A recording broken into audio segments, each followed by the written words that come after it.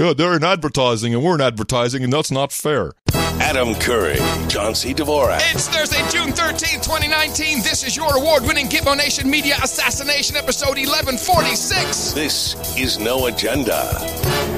Meeting fine people on all sides and broadcasting live from the capital of Gitmo Nation, East London, England. In the morning, everybody. I'm Adam Curry. And from northern Silicon Valley, where I remain, and I am here admiring the double-decker buses. I'm John C. Dvorak. It's Crackpot and Buzzkill in the morning. Well, you can't have double-decker buses. That's for us exclusively here in the Gitmo Nation East in the UK. Yeah, well, those days are over. So you have double-decker buses in San Francisco?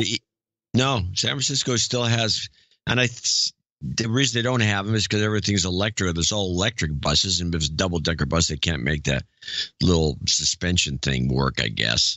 No, it's in the East Bay AC Transit, Alameda County Transit, and they use the buses. I've seen a number of them. Yeah. They use them to go across the bay, and they get twice as many people in the bus, or not twice as many, but quite a few more. They're pretty buses. So it's not for tourism; it's for actual transportation. Yeah. Oh, that's nice. Yeah, it's about time. Yeah. Well, they got them here too in London. They've had them there forever, and it just amazes me how long it takes for somebody else to figure out it's not a bad idea. Yeah. Well, they should do triple deckers by now. Traffic here is unbelievable. It's gotten so bad. There's so much that's happened since I was last in the UK, like properly in the UK, not just passing through. There's buildings here that weren't here last time I checked it out. When was the last time you checked it out? I'm trying to think. How long ago was it that I was actually in London? It's been a long time, John. It's been maybe since. Yeah, they got a lot of weird looking buildings too. Well, I'm looking right at that pointy one. There goes a double decker bus now down the freeway. Jeez, is it red? No, I'm sorry. Is it red? No, it's green and white. Okay. There's a big pointy building. Hold on, I gotta put my glasses on for a second. Wow, was an architect here. We're gonna get a review. I mean, I used to know what happened to the gherkin. Did they tear that one down already? The big pickle. Yeah, what happened to that one? I can't see it anywhere. No, I think it's still there. Is it behind the big pointy one now? There must be 5 or 6 different buildings. Anyway, yeah, my favorite one's the one that looks like it's falling over. Yeah, I can see that one from here. That's kind of weird. Yeah, well, we chose this location specifically because it was in walking distance of the No Agenda London meetup that we held yesterday. Oh, so you're in the Paddington area. I am just on the cusp of the Paddington area. And here's very multi-culty. Oh, extremely. Here's the best laid plan. So we get this hotel. I mean, I see on the map it's a 4-minute walk. And of course, I did not bring the smartphone, and I'm hell bent on, even though, we should have some navigation capabilities. I'm like, no, I can map this out in the room, and I can write down the directions, and it'll be fine. 4 minutes. I swear to God, it took us 15. It's the map skills. They really do diminish over time if you don't keep them up. Yeah. So. I went to that same place. We had yes, this is the Victoria in Paddington. Yeah, we went there, and I walked. I knew how to get there without, and I didn't have a smartphone. I wasn't, we had a bunch of burners that we could use in the area, and so I knew how to get there from the hotel. And it was like you go down the main street that goes past Victoria Station. You take a right, and you just keep walking, and bang, you run right into this place. You're right there, exactly. So I left the event, and I figured, well, I'm just going to go back the way I came. And for some reason, I took the wrong street back, and it was taking me off in the middle of it. I don't know where I was. I had to take a cab. It wasn't quite that bad. Yeah, so we arrived 7:30 a.m. yesterday morning from our direct flight on Norwegian Air from Austin. First time we took this. I have to say, very impressed by the budget airline. Okay. Who fly? We need a report on this airline because everyone's going to be confronted with it. Yeah, a short report. This is now American Airlines / British Airways has a daily flight from Austin to Heathrow, and it's very expensive. And no matter what class you're in, it's expensive. Norwegian competes with that. They're a budget airline and actually I think they're now the biggest airline from Europe to New York. That was kind of their first thing. This is the plane with the red nose. In fact, their call sign is even red nose, and then the flight number. But red nose. Yes, red nose. But that's because there's a lot of alcoholics in Norway. Oh yeah. Well, they're celebrating. So it's probably about 40% cheaper than British Airways. They fly the Dreamliner, the 787. Yeah, nice aircraft. I had not been on this yet. And besides, I thought you had because I thought you were raving about it before. No. That was the big Airbus. I flew on that, but the Dreamliner is, besides it being a plastic plane, which is not my favorite. Yeah, I thought you were never going to fly on one because it's all plastic. Yeah, well, I had to get here one way or the other. I can't afford.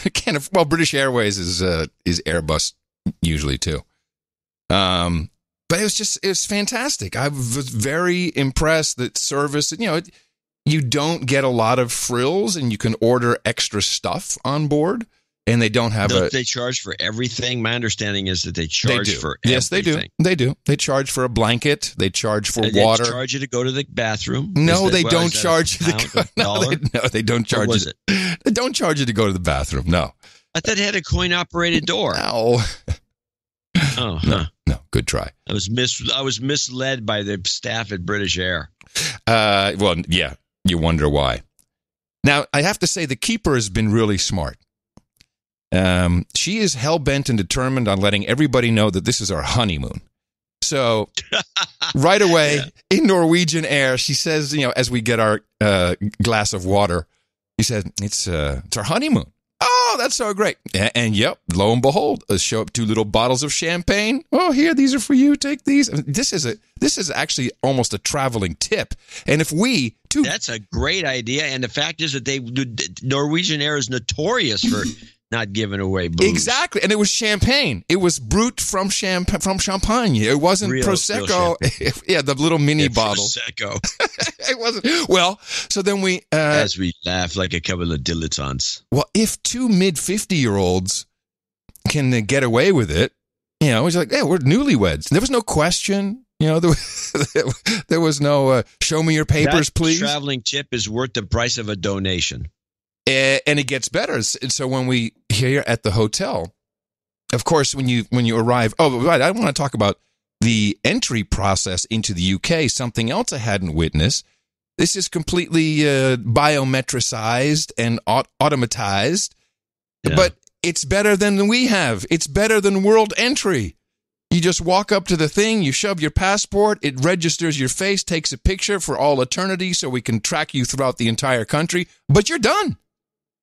Yeah, it's pretty fast. No interview, no nothing. Get your bag, walk through the green alley, perfect. So we take a cab. Back to the tips. Yes, back to the tips. So back to the tips. So we're to the hotel, and the hotel, of course, obviously check out is at noon, check in is at 2. It's 9 o'clock, and we're here.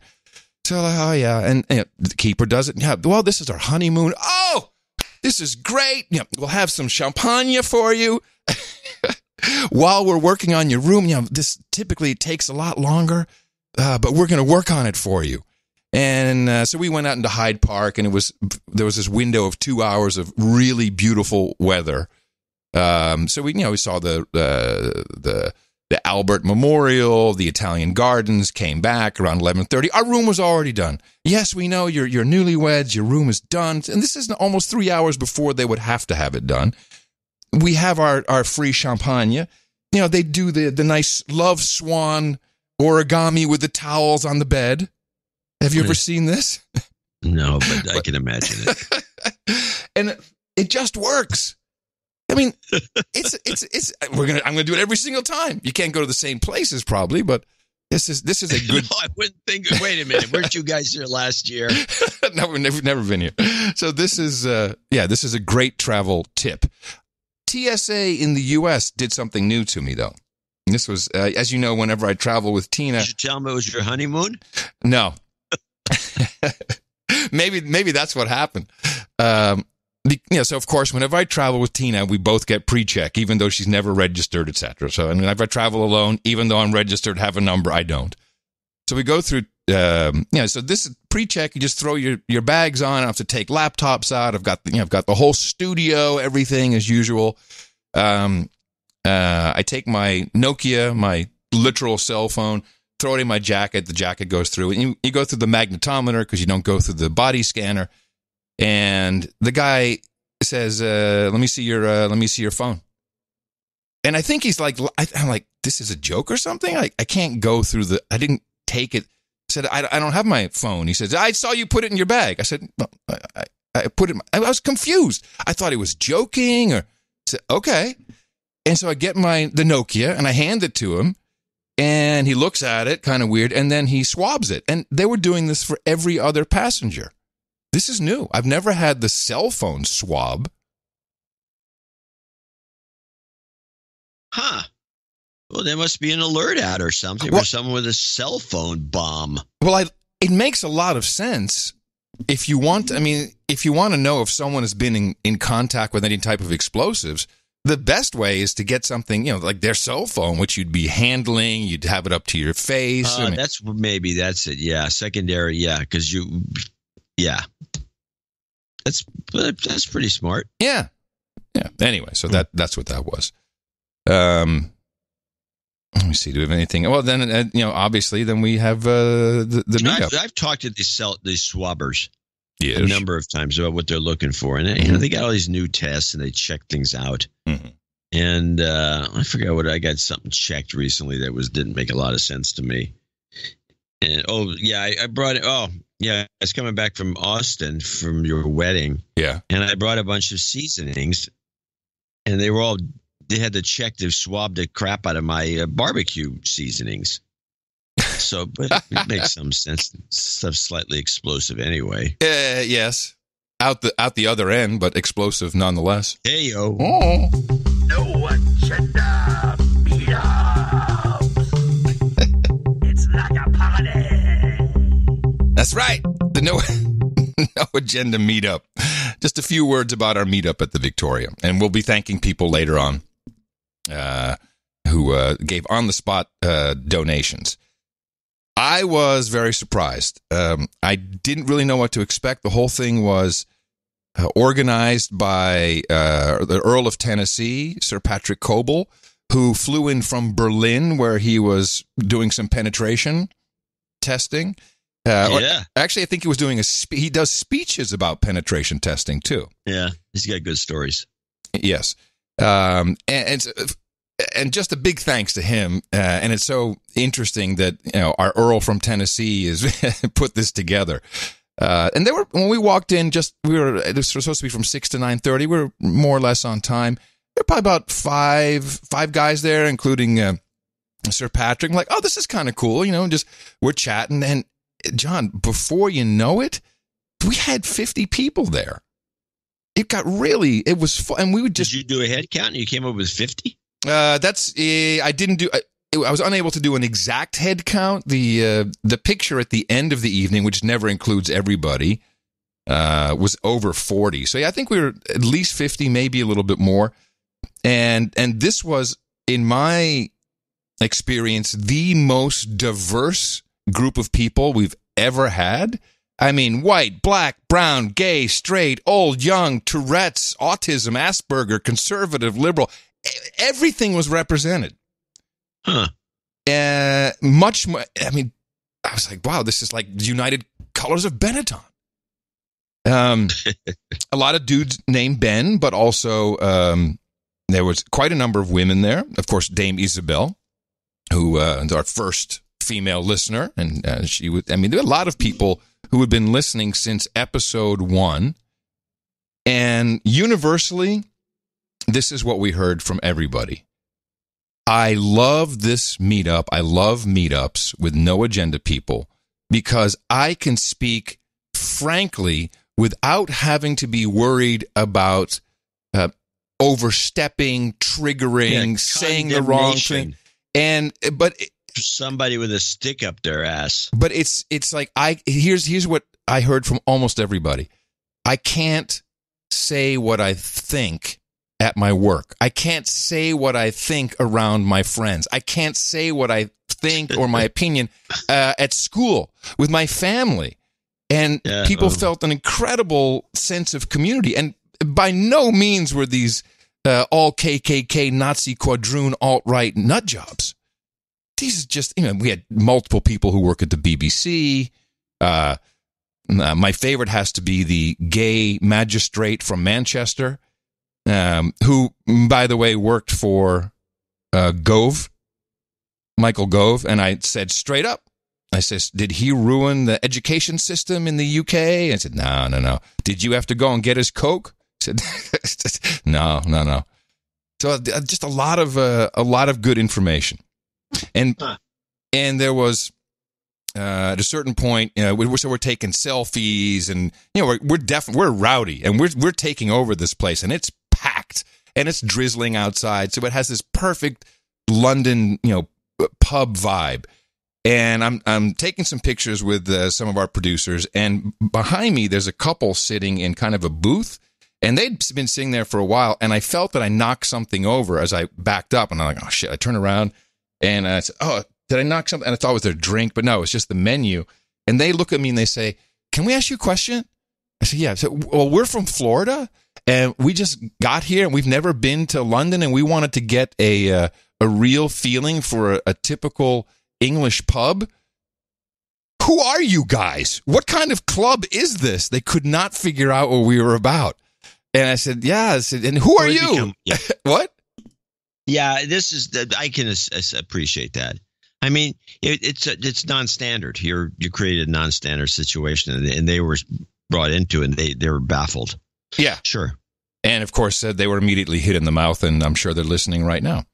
Doubt it. Yeah. So, plenty of stories, and I'm sure we'll be talking about that in shows to come. And we have some donations that we'll talk about.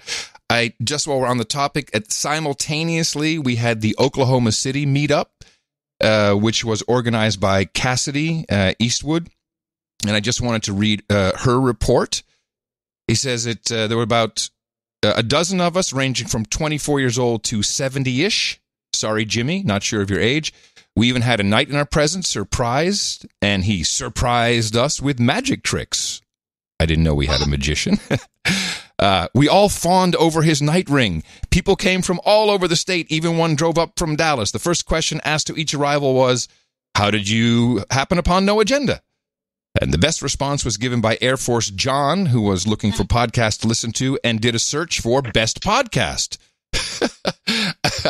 Gee, guess what? The first result was the best podcast in the universe. Which is an accurate search. It must have been using Bing. Precisely. He also made a point to make his first donation. We all discussed religion, politics, education, and the general state of the world at large over appetizers and cocktails. There were a few strange looks from surrounding tables. I greatly enjoyed talking to people whom I knew were open-minded. I could feel the serotonin releasing in my brain as I conversed with this group of lovely people. One attendee even said, and I quote, I love this because I know that no one here will judge me even if we disagree on something. And that is, again, this is the constant observation from everybody who attends a No Agenda meetup. And so we encourage more of those, noagendameetups.com. All right. News from London. Bojo has the mojo. Bojo. Boris Johnson has the mojo. Boris Johnson. Oh, well, I have a Boris Johnson clip from the great Boris Johnson hater. Okay. James O'Brien. Let me just do a little background for people who don't listen to LBC. James O'Brien is this Remainer. He hates the Brits. Yeah. He's a talk show guy who's, I think, is one of the most skilled at making you look like an idiot if that's what he wants. Mm-hmm.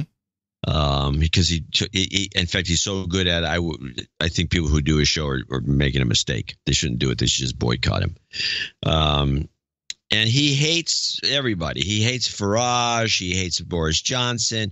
But he's got the goods on Boris Johnson, and it's just minor goods, it seems to me. But the way he presents it with his repetitious approach to slamming somebody, slandering them, is a gift. And here we go. Boris Johnson is a man who's been fired from jobs for lying about quotes allegedly from his own godfather, I beg your pardon. Boris Johnson fired from the Times for making up quotes from his own godfather. Okay? Lied to party leaders, lied to wives, lied to mistresses, went to court to try to stop you from finding out about a little girl that he'd fathered out of wedlock. He actually went to court so that you wouldn't find out about his appalling sexual incontinence. And I mean it when I say, because I used to go with sort of conservative coffee mornings and things like that. Where I'd go with my mum sometimes, 'cause it was more of a social occasion. And I always had this sort of begrudging suburban respect for that type of Tory, a shire Tory. Because although I felt they were a little bit immune to the suffering of others in some cases, they did seem to subscribe to values you could loosely describe as Christian conservatism. And that would be absolutely outraged by the idea of a man going to court to stop you finding out that he'd fathered a little girl outside wedlock while lying to his... Come on, isn't that what Trump paid off Stormy Daniels for? I mean, where's this guy? The times have changed. ...wives, and lying to his mistresses, lying to his voters, lying to his employers, lying to his party leaders, lying to his constituents, lying to his interviewers. There's a recording of him that I'll play later in the programme of him colluding with a now convicted criminal to get a journalist beaten up. Yes, you heard me correctly. It's on tape. Boris Johnson agreeing to help a former school friend from Eton to get hold of the address of a journalist because the former school friend from Eton wanted to have him battered. So, you see what I mean? I just mentioned any one of those 6, 7, 8 transgressions, and theoretically, from where I sit, that should be the end of it for a Conservative leadership contender. But it's not. Which I think signals the end of any claim to moral high ground or morality from the Conservative Party. Well, that's really interesting because he is the number one in the first round of voting. Yes. By a large margin. Let's take a look at a couple to deconstruct a little bit about the way O'Brien does this. He definitely does not want to see Boris Johnson as the actually probably does, because it'd be great for a show. Right. Exactly. But a couple of things. Once he starts off with this horrible misquoting of his godfather or something and making up quotes, and he takes that to an extreme as that's some sort of a horrible thing to do. Maybe it was a misunderstanding. There's a million things that could be that could explain it. He uses the word colluding for a reason. And then he says the way he actually, because he says he lied to him, blah, blah, blah, blah. He goes on and on and on. And then he says, which I thought was just typical of O'Brien, you could take any of these 6, 7, 8 transgressions. And apply them to Trump? Well, he didn't say that, but he can say you can take any of them, and then you can't understand so the conservatives have lost all their credibility because of these 6, 7, or 8 transgressions. What 6, 7, or 8 transgressions? He mentioned 2. Two citations. One, misquoting his godfather and having an illegitimate child that he apparently went to court over. And I don't know the details behind it, but I don't hear 6, 7, or 8 transgressions. This is a horrible person, this interviewer, this James O'Brien guy. And I'm fascinated by his skills. Now, but he's a horrible guy. There's 50 seconds left on the clip. Do we play that for... If there is, yeah, play it. I don't know. As you'll know, if you listen to this program on a regular basis, it became inevitable when they introduced base liars to the public life. As soon as Farage is allowed to speak unchallenged, undiluted lies and nonsense, the Conservative Party is finished. So when they chose to invite him onto their bus to get Brexit over the line, that was the death knell for any claims in the Tory party to integrity or probity, for the very simple reason that if one liar goes unchallenged, lies move into the mainstream, which is how you have a man who conspired to have a journalist beaten up, who went to court to stop you finding out about his daughter born out of wedlock, who's lied to both of his wives, all of his mistresses, every constituent, every employer, every party leader, every colleague, every interviewer, every journalist he's ever encountered. He's not just lied to them, he's actively agitated to deceive them. No, it's an outrage, I tell you. It's just scandalous. Scandalous, I say. I guess he came up with 3 because he had this thing about beating up some guy. A couple more. Which I like to look into. But it's besides the point. It's just this. So Johnson is being attacked by the left, and this guy is a representative of that. Mm-hmm. And I still wonder whether, he had his shot. He could have been the prime minister, a lot of people believe, before Theresa May stepped in front of the line and took the job, but I don't know. I don't know if Johnson. I don't know. I have no idea what people think. Do anybody think he's a good guy? Should be a prime minister? I'm not sure. Well, as I said, the Evening Standard, which is edited by George. Who's the guy? George Osborne. Remember George Osborne? Yeah. He was what was he? Was he Chancellor? I don't remember what he did. So he edits the Evening Standard, and that was the headline when we arrived, was Bojo's got the mojo. Looking at the first round of voting, I'm not quite sure how the whole system works, how many rounds there are, but he had, I think, 114, and it was it, who's the Jeremy guy? Hunt? Yeah. Yeah, I think he was number Jeremy 2. Hunt. Yeah, with 42 votes or whatever it is. So I was prepping the show, so I couldn't follow all of it. But it'll be interesting to see. There's a lot going on here. People at the meetup will say this is, we're completely effed. They've kind of given up on it. Well, about the getting out of how's the Brexit chit chat? Is they're going to get out or not? And I think universally people think do-over is in the cards, and then no Brexit. And I did want to mention, I think I sent you a link to it. The BBC had a 2-hour or 2-part, each part 1 hour documentary about which was filmed with permission from Guy Verhofstadt, and he's the crazy gap-toothed guy from the European Parliament. With the Belgian, used to be, was he Belgian prime minister? He was bigwig in Belgium when they still had a government. And he allowed someone from a Belgian cameraman to shoot a documentary.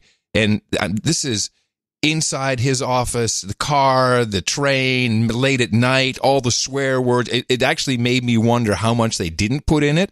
And he didn't really disclose this to anybody who was around him at the time. And he was the coordinator of the Brexit steering committee for these 2.5 years or 2 years, and it's a fascinating look at the other side that we never really hear much about. Did you see this by any chance? No, I didn't have time to see it. No.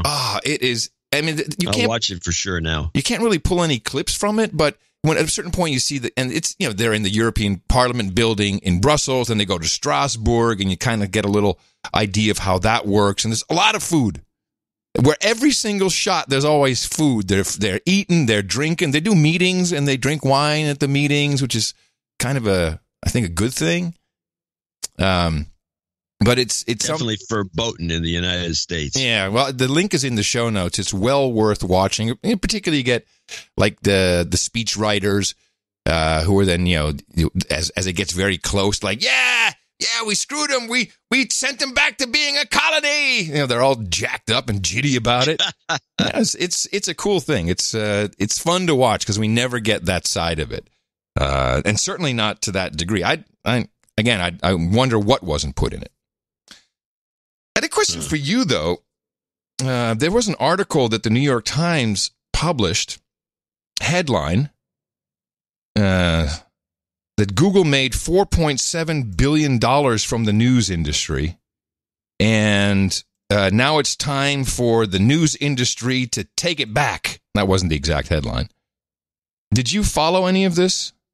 It's been debated a little bit, and most people think it's bogus. Well, I thought it was scandalous that the New York Times, first of all, they didn't really even disclose that this was a news industry lobbying group that they're a part of, which is what is it? News. It's the News Media Alliance, who are lobbying for House Resolution 2054, the Journalism Competition and Preservation Act of 2019. That was nowhere to be found in their article. Of course not. It's the New York Times. They don't let you know what they're up to anymore. It's a horrible operation. Well, I'd like to know what your LibJoes thought of this. In particular, the assertion made based on a comment from Marissa Mayer in 2008, where she offhandedly, although it was, I think, an investor situation, so it can be taken with some degree of certainty, that in 2008, Google News had made approximately $100 million from news. And that was the whole quote. And they extrapolated that by adding 10 years to it and said, yeah, looks like 4.7 billion is what we're not making and Google is stealing from us. And now they have this lobbying group. It is a 501c4, and it's the lobbying for the passage of House Resolution, the Bill Journalism Competition and Preservation Act of 2019, which would allow all news publishers, which, by the way, we wouldn't qualify for, because you have to have professional editors on payroll. You have to have at least 1 million people interacting with your website on a monthly basis. Otherwise, if you have that many people that you just described, you don't need help from the government. I know where this stems from. Well, let me just tell you what the plan is. The plan is they want 48 months. So they want, what is that, 4 years? They want 4 years to have antitrust, anti-competition laws. What is the word? Not apply to the news industry, so they can collude with each other over a 4-year period to find out how they can screw Google and Facebook back. That's in essence what it is. They want to be able to work together as a group and figure out how to get the money back. This is the kind of idiots that are running the business. First of all, this stems from the Canadians who decided to put a fund together and give their newspapers a bunch of free money. That's right. So they want to say, well, they're doing it up there. They're getting free money. We should do the same thing. The second thing is this nonsense about Yahoo and it being extrapolated. Yahoo is a news organization in a lot of ways, one whole division. They take the Associated Press feed. They pay for it.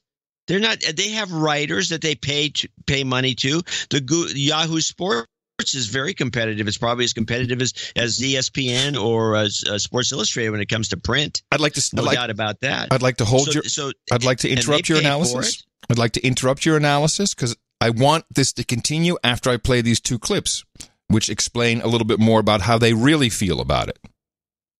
Go. So this is a bill that's called the Cicilline Bill. Representative David Cicilline. Here he explains briefly what the News Media Alliance is about with H.R. 2054. This is a really important issue for everyone in our country because we all recognize that our democracy is strongest when we have a free and diverse press that informs citizens, holds concentrated power accountable, and roots out corruption. As Justice Louis Brandeis wrote in 1927, those who won our independence believe that public discussion is a political duty, that the greatest threat to freedom is an uninformed citizenry, and that the freedom of thought and speech are indispensable to the discovery and spread of political truth. But today, as you all know, these bedrock constitutional values are facing existential threats by new gatekeepers of information. Dominant platforms. Last year, Facebook and Google amassed more than $60 billion from online advertising, the majority of online ad revenue. And despite record levels of online readership, news publishers have seen a steep decline in revenue during the rise of these technology giants. The bottleneck is bleeding news publishers dry, and you see evidence all across this country. And in the absence of a competitive marketplace, newsrooms across the country are laying off reporters and editorial staff staff or folding altogether. This is happening to legacy news companies and digital publishers alike. There is no question that we've reached a tipping point. And what's really important to remember is this is not just a marketplace that's not working and providing an absence of competition where we're sort of losing the kind of sale of widgets. This is about the very foundation of our democracy, access to reliable, trustworthy local news. If this trend continues, we risk permanently compromising the news organizations that are essential to uncovering corruption, holding the government and powerful corporations accountable, and sustaining our democracy. Oh, yes, the old democracy. What is never mentioned is that newspapers never made money off of news. Ever. And they blew it. Weren't you and I both a part of the Newmark conversation? Yeah. With Hearst? No, it was not with Hearst. Wasn't there? It was the publisher that was married to what's her name, the actress. The Sharon Stone. Yeah, what's his Mr. Stone? Like, Bronfman? Mr. Stone. Bronfman? Bronstein. Bronfman. No, Bronstein. Bronstein. You're thinking the guy who used to run Seagram's. Yeah, isn't that the guy? Wasn't he also married to Sharon Stone? I don't believe so. It's possible. So I can't remember Bronstein now. is in there telling the story. We will tell it again. You're right, Joe Bronstein. I'm sorry. Yes. Yeah, you're thinking Phil Bronstein. I'm wrong. I'm wrong. Yes, Bronstein. Bigger name. Yes. Yeah, okay, so Bronstein's in there, and he tells this story. He says that in the early days of the net, don't call it the net. Craig Newmark comes in, the guy who does Craigslist, and it was in the 90s, and it was making money off of classifieds. It was making money off of classifieds locally. It was doing these and they were free classifieds. And his whole theory was you just give away the class because the computer, it's text. It doesn't take a lot to store it and send it around. It's not a lot of overhead in terms of resources of the internet resources. And so his idea was to give free classifieds to everybody and then let people pay for job listings and things that are a little more, that can actually bring in some cash. And he sort of reversed the whole model of how classifieds work. And so he goes in there and talks to Bronstein, I guess, and I don't know who else was at the meeting, but he says he comes in and offers them the whole Craigslist model. Yeah, for like $2 million or something, some ridiculously low low amount. He said a figure, but if he said a figure, it wasn't much. No. But he offered him the model, and they said, we know how to do classifieds. We don't need your help, you dumb shit. Get out of here. Yep. And so they kicked him out, pretty much. I mean, I'm sure they didn't say that, but it's something like that. And I've seen this happen in other situations. And I also saw it happen with classifieds when I was a fly on the wall at the Media Lab in Massachusetts, where Hearst Corporation was meeting with the Media Lab people to discuss something. I'm not sure actually what it was anymore, but something like that was brought up in that meeting too. And there was the same kind of response. We know what we're doing. Yeah, I had the same when I pitched, before we were Think New Ideas as On-Ramp, we pitched Tribune Company in Chicago. That beautiful building they have there where the radio station was still down I don't know if it's still there. And we got laughed out of the building. We have a Story Server. Wasn't that the thing, Story Server? What was it? What was that content management system? Vignettes, yes, Vignette Story Server. We're like, you need classifieds. We got an idea for that. That's how you've been making. No. This is a new world. We know how to make money off of news. Well, they've never made money off of news. It's just that, it was always the classifieds. That was the main thing. Classifieds went away. That's when the problem started. But oh no, now all of a sudden it's news. No, I disagree with that. And I think that's a myth. I think this comes up a lot, and I think it came up in these clips that you have. The problem started with television, and it started a long time ago. And you can look at the curves, the growth curves, and everything else with the newspaper business. They don't like to talk about it, but that's where it started. Television came in with the hourly report, the nightly news, and all Cronkite to Huntley and Brinkley. And those guys came in, and they just started taking the taken the impetus away from the newspapers, who really had to compete with the television guys, who were stealing a lot from those are the guys that were stealing from television.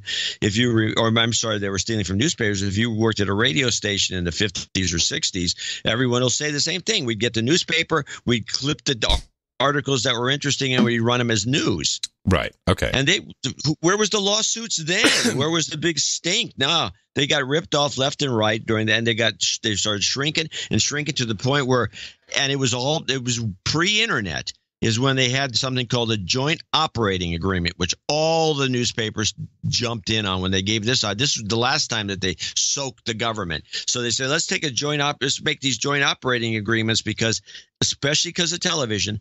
The evening newspapers were all dying, because the evening newspaper was the one that you'd read on the way home or when you got home. But once the evening news came on, nobody was reading the evening newspapers. So they had to dream up this joint operating agreement. Locally, it was the San Francisco Examiner and the San Francisco Chronicle. And it was in Chicago and Detroit. Every place around the country did this. They joined forces because they needed to, and they kind of, started emphasizing the morning paper more. They shared resources and shared profits. And that was the first idea. That was the first collusion that they needed to do. They were never competitive with it. They never could figure out how to do this right. And they've been failing and continued to fail. And when the internet came along and took the classifieds away, that just was the icing on the cake for the demise of the whole operation, because they couldn't figure out what they're incompetent. There's something that they do in the United Kingdom on television late night, which would typically be our news time slot, maybe 10 or 11 p.m. I know where you're going with this, and I think I don't know whether you like it or not. I agree. This is a great idea. I love this. They sit down with two people. It's and these guests, they vary. Sometimes it's an editor of a newspaper. It's politicians. It can be someone from show business, and they go through all the papers that will be published in the morning, and they show the headlines, and they have an analysis, and they talk about what's in the paper. I think I've always thought that was fantastic. It's very engaging to watch, and of course, you don't have to buy the damn paper the next day. Well, if it's done right, and I think the Brits do it right. I know that most people in the United States can get these reports if you get Sky News on Pluto. Yeah, that's exactly. Sky News does it very well, and they've been doing that for But BBC does it too, don't they? Don't they have a version of it on BBC, or is it only Sky? They probably do, but I don't. The Sky News one is the one that impresses me the most. And you have to remember, Sky News was once part of the Murdoch empire, so they're not killing themselves and Murdoch's mostly a newspaper guy. This was a form of promotion for the papers, because they'd go on about something that might interest you, and the British, and I think you might pick up the paper. What makes it even the British newspaper business is a lot different than ours. What makes it even more interesting is that News Corp is heavily represented in this news media alliance, and the only other clip I have is the short one from Tony Bush. She is what is she? She's the government affairs executive at News Corporation. What I think has been missing in the discussion up until recently is the fact that Google and Facebook are in the advertising business. Google made $135 billion last year off of advertising. Facebook made $56 billion off of advertising. The entire digital advertising market is around $237 billion. So they've taken $195 billion out of it, which leaves around $30 billion for everybody else, including the newspaper industry. And that is really the crux of the problem that we're facing, which is the system is broken. The antitrust laws have not been enforced during the evolution of the tech platforms, and we need to both investigate that, but in the interim, we need a solution, and the Cicilline bill is really that solution. Okay, so we can collude with each other for 4 years and come up with a way to screw them back. Not going to happen. No. These guys, there's the dumbs versus the smarts. And this nonsense that Google is, you go to google.news.com, and you can see what Google, there's not even an ad on that entire page. You mean news.google.com? What did I say? Google.news.com. Let me see what that. Let me see what that is. News.google.com. Let's see if that is anything. Oh, it goes straight to CNET.com. That's funny. Yeah, news.com is owned by CNET. Yes. They bought it right away. Yeah. Anyway, No, they don't run ad, though. They actually do not run advertising on the news. That's something that Google is very vocal about. We don't run ads on that. No, they make their money on search. Well, and if you're searching for some news story and you're on the page, you're going to get some ads, and it's got nothing to do. It's not taking revenue. These guys are shooting themselves in the foot. This is the same thing that happened in Belgium, I think, or one European country. Remember, this was about 10 years ago. They were all upset. Oh, Google, they're indexing and the index citing tax. our paper, Yes. and they're making people link to us. Then people are coming from these links. So we don't like that because we don't have control of it. So we don't want Google linking to us anymore. So they stopped linking to them and they went out of business. Something I did not clip. They want the Google link, dummy. Something I didn't clip, but there was part of what they were talking about at this News Alliance panel was, when you click on the story, Google gets all the information. Well, what are you in? Newspapers? Are you in the news business? Are you in the information about people business so you can turn it around and do something with that? And they all fell for the whole AMP thing. Remember that? AMP. No. Yeah, you got to get Google AMP because then it loads faster and it's fantastic. And Google AMP means that everything you do runs through Google, you dipshits. And they're like, yeah, we're all on Google AMP. And they did the same thing when Facebook was like, yeah, we're all about news. Remember this Google AMP? Yeah, I think it's still used. Jeez. Yeah, it was Amplify or was something. Everyone was, because it preloads and it's compressed on both sides. And thank you, Google. And Facebook, you recall Facebook said, we're changing the algo for news. Everyone, great. And they change it back to friends and family like, oh, boo. Yeah, idiots. Accelerated mobile pages. That's what AMP stood for. Thank you, Troll Room. Was this something for phones or what? Yeah, it was for mobile to make everything faster on mobile. Well, I looked at the most recent Mary Meeker State of the Internet report, which is 333 pages long this year. Well, I'm glad she's doing something with her time. Everything is stagnated. Revenue is not really dropped here and there. Stagnant. Everything is kind of plateauing. But mobile is now double desktop. It's just surpassed everything, which I'm sure a lot of people are happy about because we want these spy devices to be on your person at all time, so we know exactly what you're doing. That's the real juice they got, not the news. Well, this has been predicted, of course, for years that mobile would take over most of the action on the internet, and okay. So, right along with this, I think we should do a quick little callback to the adpocalypse deconstruction that we did on the last episode, which I think most people appreciated. And I think, at least the feedback I've been getting is, I really didn't look at it in just the pure commercial sense that these guys are in competition for the advertising dollars, which is what you literally just heard from the entire news business. It's like, they're in advertising and we're in advertising, and that's not fair. The CEO Get a time code for that. How about time? That's a new voice. It is a new voice. I have to work on him. Susan Wojcicki, who is the CEO of YouTube, in what I believe is a crisis move, showed up on Recode for a 45-minute interview, which is on YouTube. And Recode is owned by Vox. There are a lot of Vox journos there. And even the guy who was doing the interview, I think I don't know if he's just a Recode guy or if he's higher up in Vox. And talking about this adpocalypse. And I had to pull a couple of clips because it's so beautiful, the things that are being said here.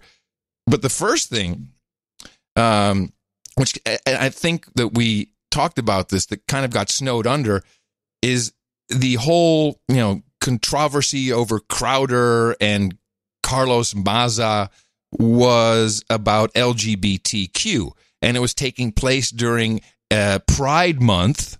And it's unbelievable. During Pride Month, someone said something horrible about a gay man on YouTube. And this is the first thing out of her mouth. Oh, if I hadn't...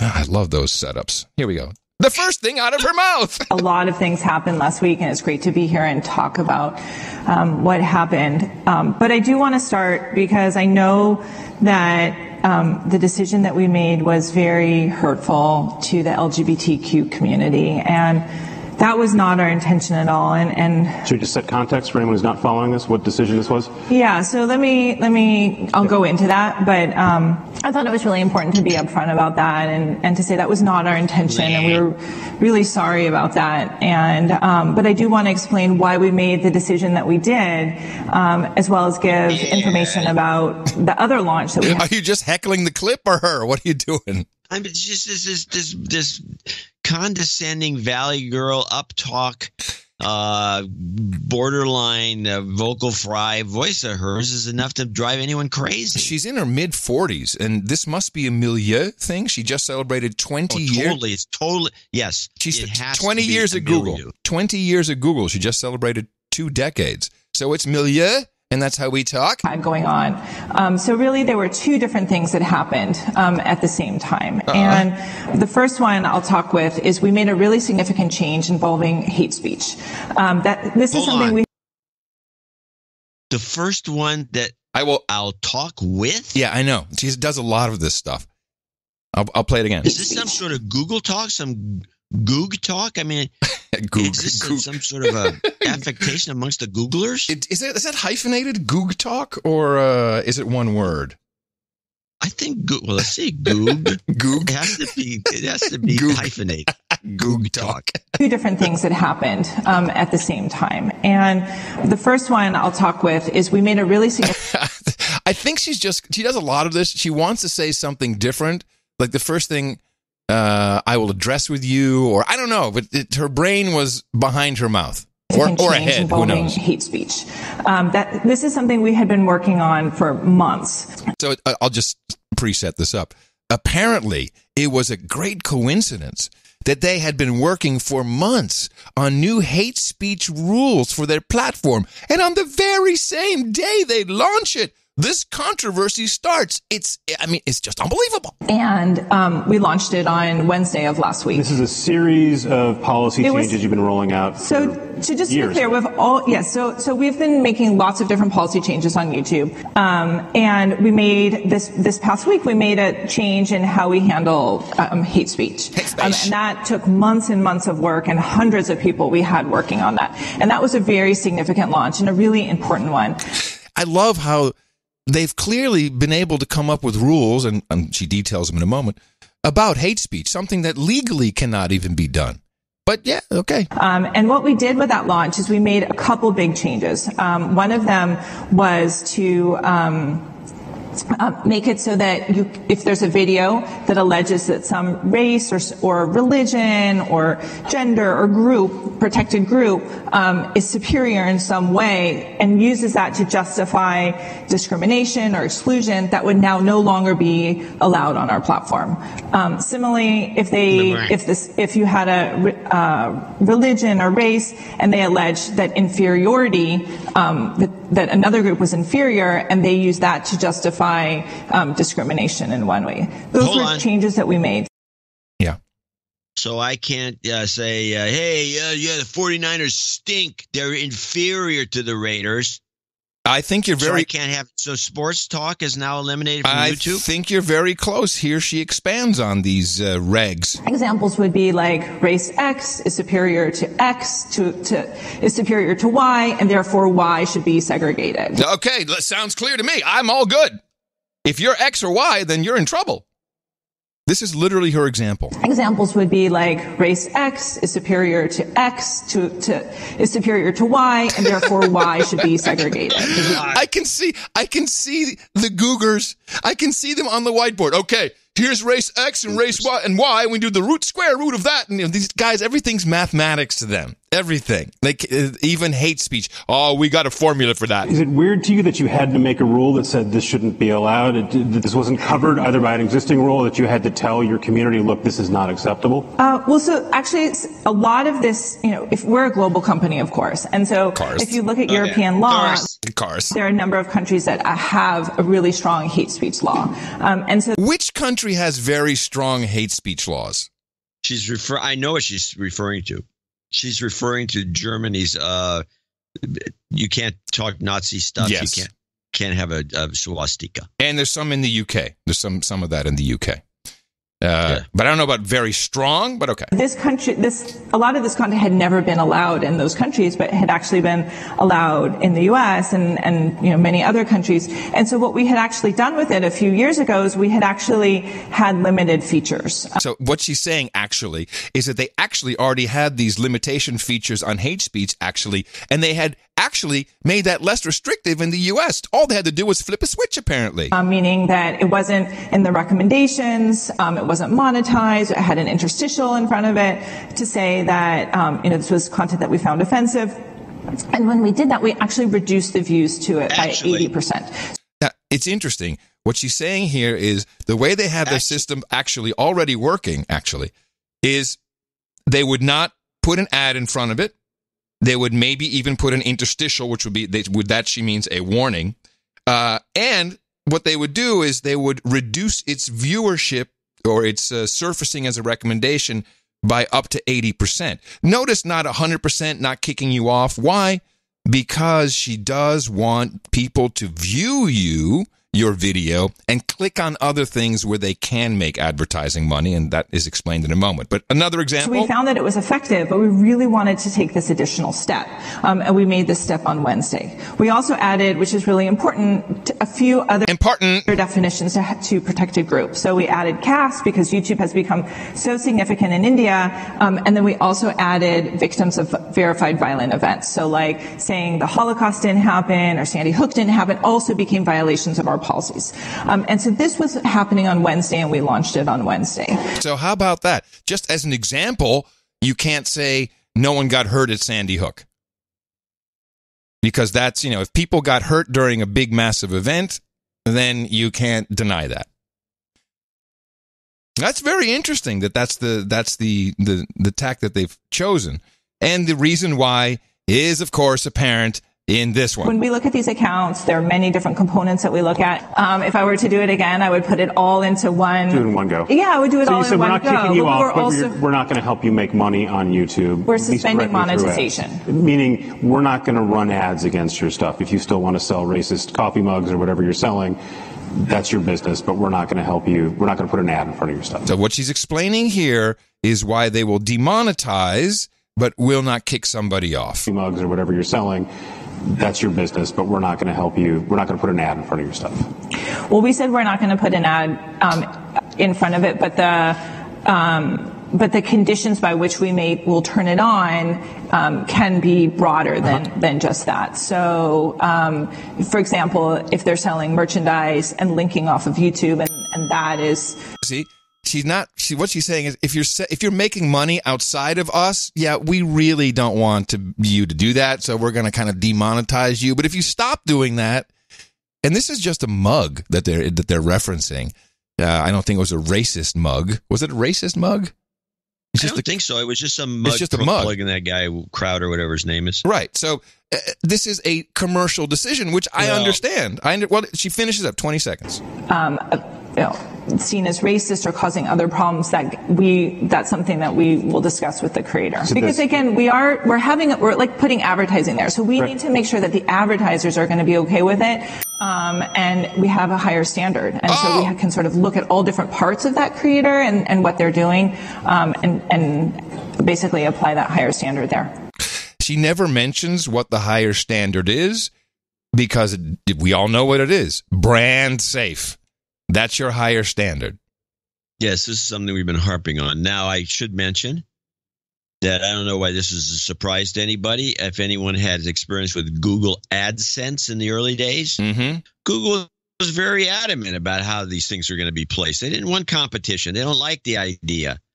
So they don't want you doing anything that would interfere with their streams. Their financial streams come in there. They don't want you kind of latching on to somehow and piggybacking on and making money on your own without them being in the middle. It's all got to go through them. Yes, it's just a style. People don't have to go along with it. There's alternatives, but nobody wants to. YouTube is set up to make it easy for everybody to put their videos there. So an assertion. What happens, by the way, if YouTube just folds and all the videos go away? How would the world be different? And how would people react to that, I wonder? Well, an assertion that My videos. An assertion that we came up with is that these celebrity YouTubers are insignificant to their business. Insignificant to their business in regards to the actual revenue. So yeah, I agree. Well, she's going to tell you how insignificant. What percentage do you think are of their entire? Well, she doesn't necessarily say revenue, but of all the videos that are monetized by Google, what percentage do you think is big and problematic, or just problematic because they're big? You mean they're too big to fail? No, the ones that like Crowder and Joe Rogan or Alex Jones or anyone or Laura Loomer or Laura Southern or any of these people who think that they're really important. What percentage of YouTube's actual business Probably is that? 1% or less. I just can't fathom why there's 8 million pieces of terrible things coming onto your site on a quarterly basis, but that would really upset me and worry me. Well, it matters what's the denominator. Like you gave the numerator, right? And so, we have a large denominator, meaning we have like lots of content who's uploaded and lots of users and lots of really good content. And, when we look at it, what all the news and the concerns and the stories have been about this fractional 1%. So if you talk about the other 99 whatever that number is, like that's all really valuable content of people who are sharing valuable points of view that we haven't heard about, educational content, addressing really important issues. And so I think it's important to remember that and put that in perspective. And I say that not because we are not committed to solving the fractional 1%. Like we are very committed, and I've been really clear that that responsibility is my number one priority, and there is a lot of work for us to do. I acknowledge that, but I also know that we have tremendous tools at our fingertips that we can continue to invest in to do a better job. Fractional 1%. She can't even give us the fraction. It's so small. It's probably 0.5%. Responsibility is her number one priority. No, what was it again? She had a funny phrase. Was it right in the beginning? No, is it near the end? Let's see. I just can't fathom solving the fractional 1%. Like we are very committed, and I've been really clear that that responsibility is my number one priority. And responsibility. What does that mean? I think she means what's your number one priority? Responsibility. It's like what's your number one priority? Washing my hands before I No. What she means in Goog speak. It should be Goog speak, not Goog talk. I think it's Goog speak. You think it's better? Goog talk. Goog talk. Goog speak. Goog speak would fit more within a normal meme. Yeah. We'll have to debate this later. Oh, Goog speak. You take responsibility for the borderline fractional 1% of issues. That's why she took responsibility for hurting the LGBTQ community. You see, the first question out of the gate, the first question she got from the audience was Ina Fried. Are you familiar with Ina Fried? Oh, yeah. Ina Fried, who used to be Ian Fried, is transgender. Oh, I dead named her. I'm sorry. And here was her question. Yep, Ina Fried with Axios. You started off with an apology to the LGBTQ community, but then you also said that you were involved and that you think YouTube made the right call. A lot of people don't really feel like that's an apology and are concerned that YouTube flags LGBT positive content just for being LGBT as sometimes, sensitive, and yet slurs are allowed. And I'm curious, are you really sorry for anything to the LGBTQ community, or are you just sorry that they were offended? Yeah. That's a good question. But listen, woo! I don't know why the audience is open. Oh, yes. So first of all, I'm really personally very sorry, and it was not our intent. Our goal was, YouTube has always been a home of so many LGBTQ creators, and that's why it was so emotional, and that's why. Oh my God! What is wrong with this woman? So emotional. This really. That's why, even though it was a hard decision, it was made harder than it came from us because we've been such an important home. And what is wrong with her is that this is their problem. This is their fractional 1% issue. Is that the social justice warriors are relentless, will not stop for anything, find fault in almost anything anyone says. It's social justice warriors. And they don't want the stories. They can't have the negative press, and we've been through this because I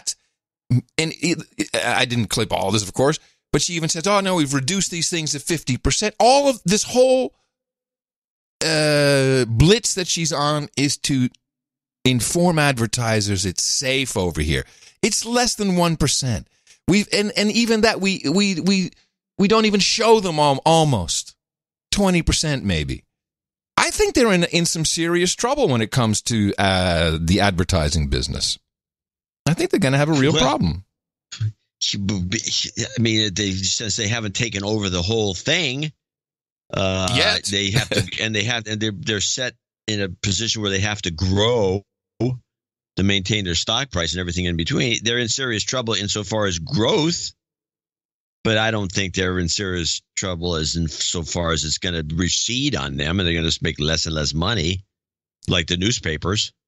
Well, the competition for their type of advertising is growing, and that's all the other streaming services, including the M5M television networks, who are all now going into streaming, and where people are buying more ads. Well, those ads would have gone to, they're fractional ads, and they would have gone into network TV if they could afford them, because that's where the action is for the big money spends nowadays. There's big magazines used to suck them up. Good big giant magazine would get, I think Vogue magazine is still a big giant magazine. You can get $50,000 for a page, which you can't. There's nothing like that online. No, and I don't know. I think their problem is this introspection may be damaging them when you have somebody like this woman who's like, just fretting and worried sick and apologizing in awkward ways that she can get called out for not apologizing when she probably is sincerely apologizing instead of apologizing for her. I'm sorry I hurt your I'm sorry you think I hurt your feelings. I'm sorry. That's my favorite. I'm sorry you felt butthurt about that. Yeah, I'm sincerely sorry. Yeah, that that sort of apology, which is not what she did, but she got called on it anyway and folded. She should have just jumped on him and said, "That's not what I said. No, I didn't say that." She could have honestly said that. She didn't say that. No, I didn't say I'm sorry because you felt bad. I said I am sorry that this happened. Period. Well, the correct answer came from Google CEO Sundar Pichai, who was interviewed separately by Ina Fried, Quickie. I thought maybe a good place to start is YouTube, and obviously it comes up a lot. What goes through your mind when you watch a video like the recent one? You had this teenager who had appeared to be donning Muslim garb, spewing a lot of anti-Muslim, anti-Semitic, homophobic hate. What goes through your mind when you see a video like that and see that it's gotten 350,000 views? I'm thinking, let me see, 350 times 15 CPM. I'm thinking, bingo! I don't know all the details of this specific video, but in general, look, I mean, all of us, none of us want harmful content on our platform. Harmful. I think last quarter alone, we removed 9 million videos from the platform. More recently, we have introduced, just like today we do this in search, we rank content based on quality.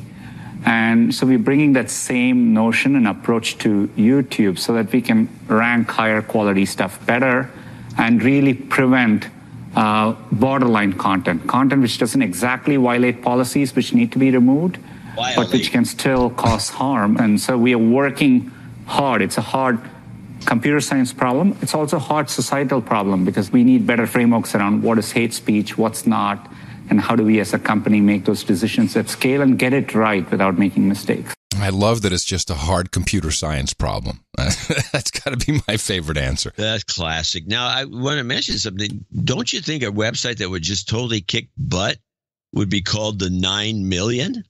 Ooh. I mean, now they took 9 million videos down. That's a lot of videos. Well, that's just in 3 months.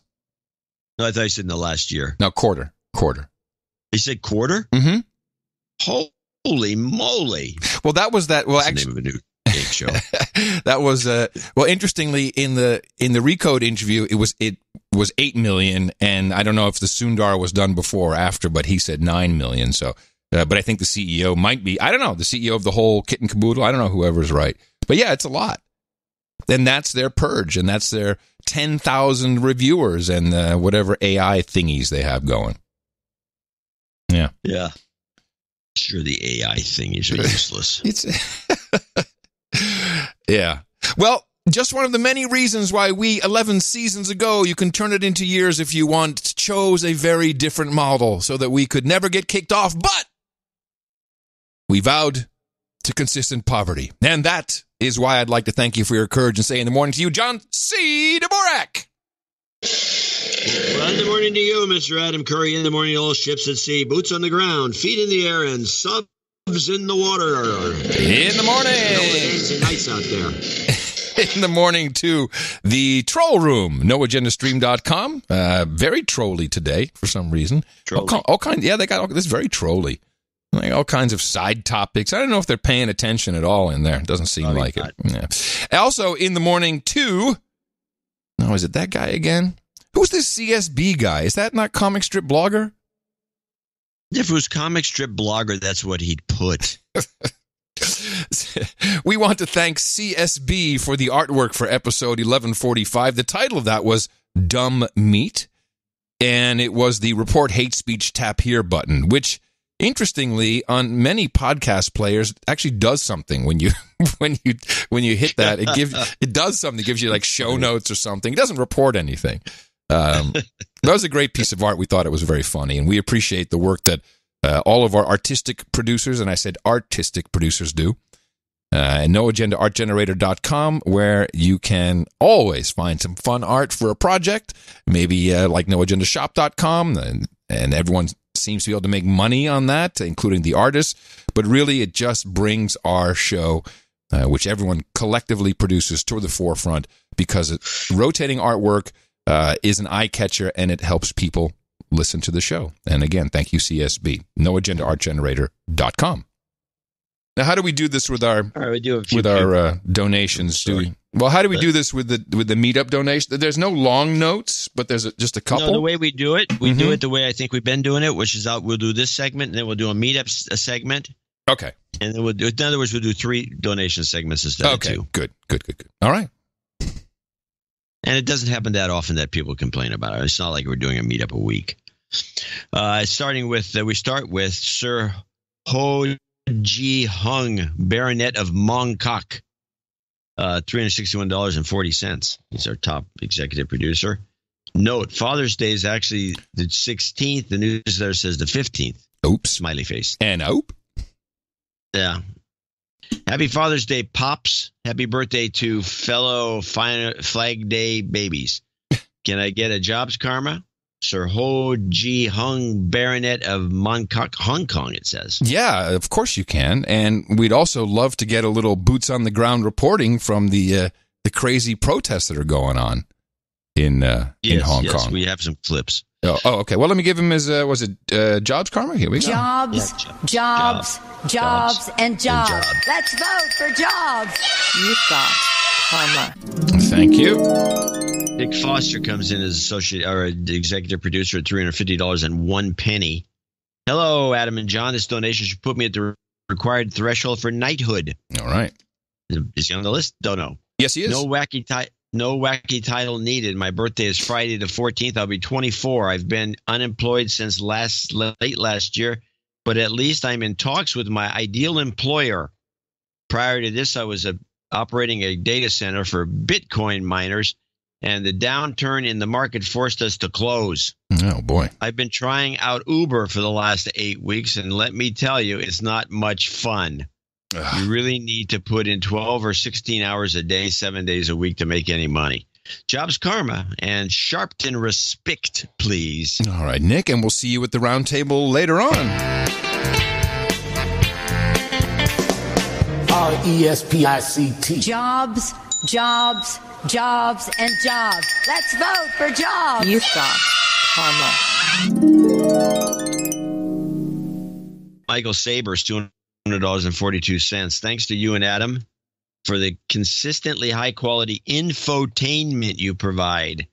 Please send some jobs karma to my daughters who are new to the grind and could use a bump to get themselves where they want to be. If you could, throw in a bingo boom boom from the Reverend Manning just for fun. Bingo boom boom chakalaka boom boom boom boom chakalaka boom boom. Jobs, jobs, jobs, and jobs. Let's vote for jobs.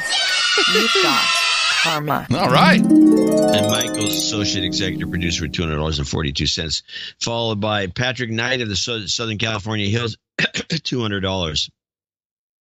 Patrick Knight of the SoCal Hills. Here's to the number 3 best conservative podcast in the universe. I think his name is Patrick Knight of the SoCal Hills. Oh, well. I think it's Sir Patrick, actually. Knight of, I believe. Okay. I think so. Well, it's still Patrick Knight of the SoCal Hills. I got it. Jason Toliopoulos.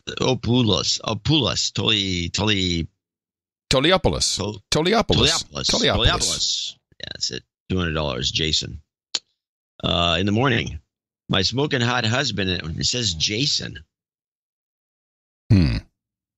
Jason. Oh, okay. Jason and Emilio. That makes sense. Yeah, there you go. My smoking hot husband, I can't thank you enough for your twice weekly sanity check. We travel a lot for our respective jobs, and you guys keep us company for the long flights around the world. Well, thank you. I wonder what they do. And in the rare weeks we're both off the road, we'll often fall asleep listening to your brilliant deconstruction. As Horowitz likes to say near the end of a DH Unplugged, which we know puts some people asleep. Don't forget to donate. Donate. We've also punched our extended family in the mouth, so No Agenda is truly a family affair for us. It's my mother-in-law Mary's birthday, so my husband and I would like to wish her a very happy birthday and hope she's not too embarrassed and smiles when she hears this. She is loved. I'm also about to embark on a potentially lengthy job hunt, so I'd appreciate some jobs karma. Thanks again. Love and light, Jason and Emilio. Well, love and light to you. Thank you very much. And I'd love to know what jobs they have traveling all around the world. Spooks.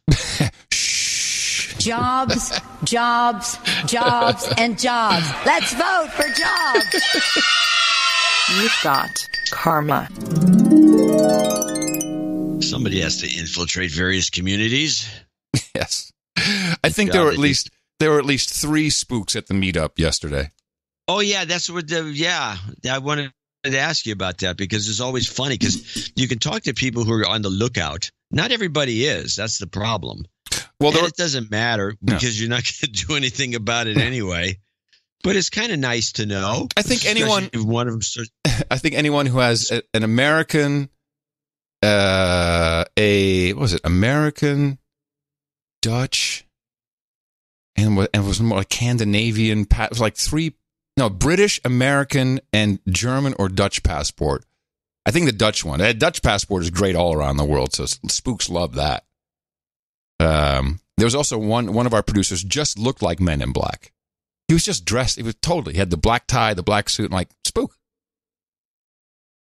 Well, he could have been with MI6 or something along those lines. Is that what we're assuming, or GCHQ? But the question is, did he, the spooky character, donate? I have a deja vu, and which makes sense. I have a total deja vu on this. I remember having this exact conversation about a meetup and about spooks and about donating, and I think they flashed me. They must have, because when the Men in Black flash you, it shows up as a deja vu. I have not ever asked that question. There you go. Yes, you have. I'm pretty sure you have. I've asked about spooks and how many you think were at the meetup, but I don't remember asking if they donated. From now on, sorry, by the way. I'm freaking out. What? Jobs karma. Did you get the jobs karma out to Jason? Well, just in case. Jobs, jobs, jobs, and jobs. Let's vote for jobs. You've got karma. Those are executive producers and associate executive producers for show 1146. Yes. Now, do we want to do the meetups right now, or do we break in again? Just do this now. It's not that long. If it's going to be short, sure, you do them now. It'd be easier. Yeah. Okay. Let me just bring it up here. Okay. Hold on. Because last night we did everything. We wrote everything down. What'd you think of the pub? Oh, it's fantastic. It was, it was it's a great pub. It's just a good pub. Yeah, it's very famous and old. All right, so we'll do all our London meetups should be at that pub. It's definitely it's appropriate for us for sure. And we were clogging the kitchen entrance, and they were all very. It was nice. That not at any point did anyone get pissed off at the noise we were making. The fire hazard. They do in Oakland. The fire hazard we were creating. We didn't even clog the place, and they were bitching and moaning at us.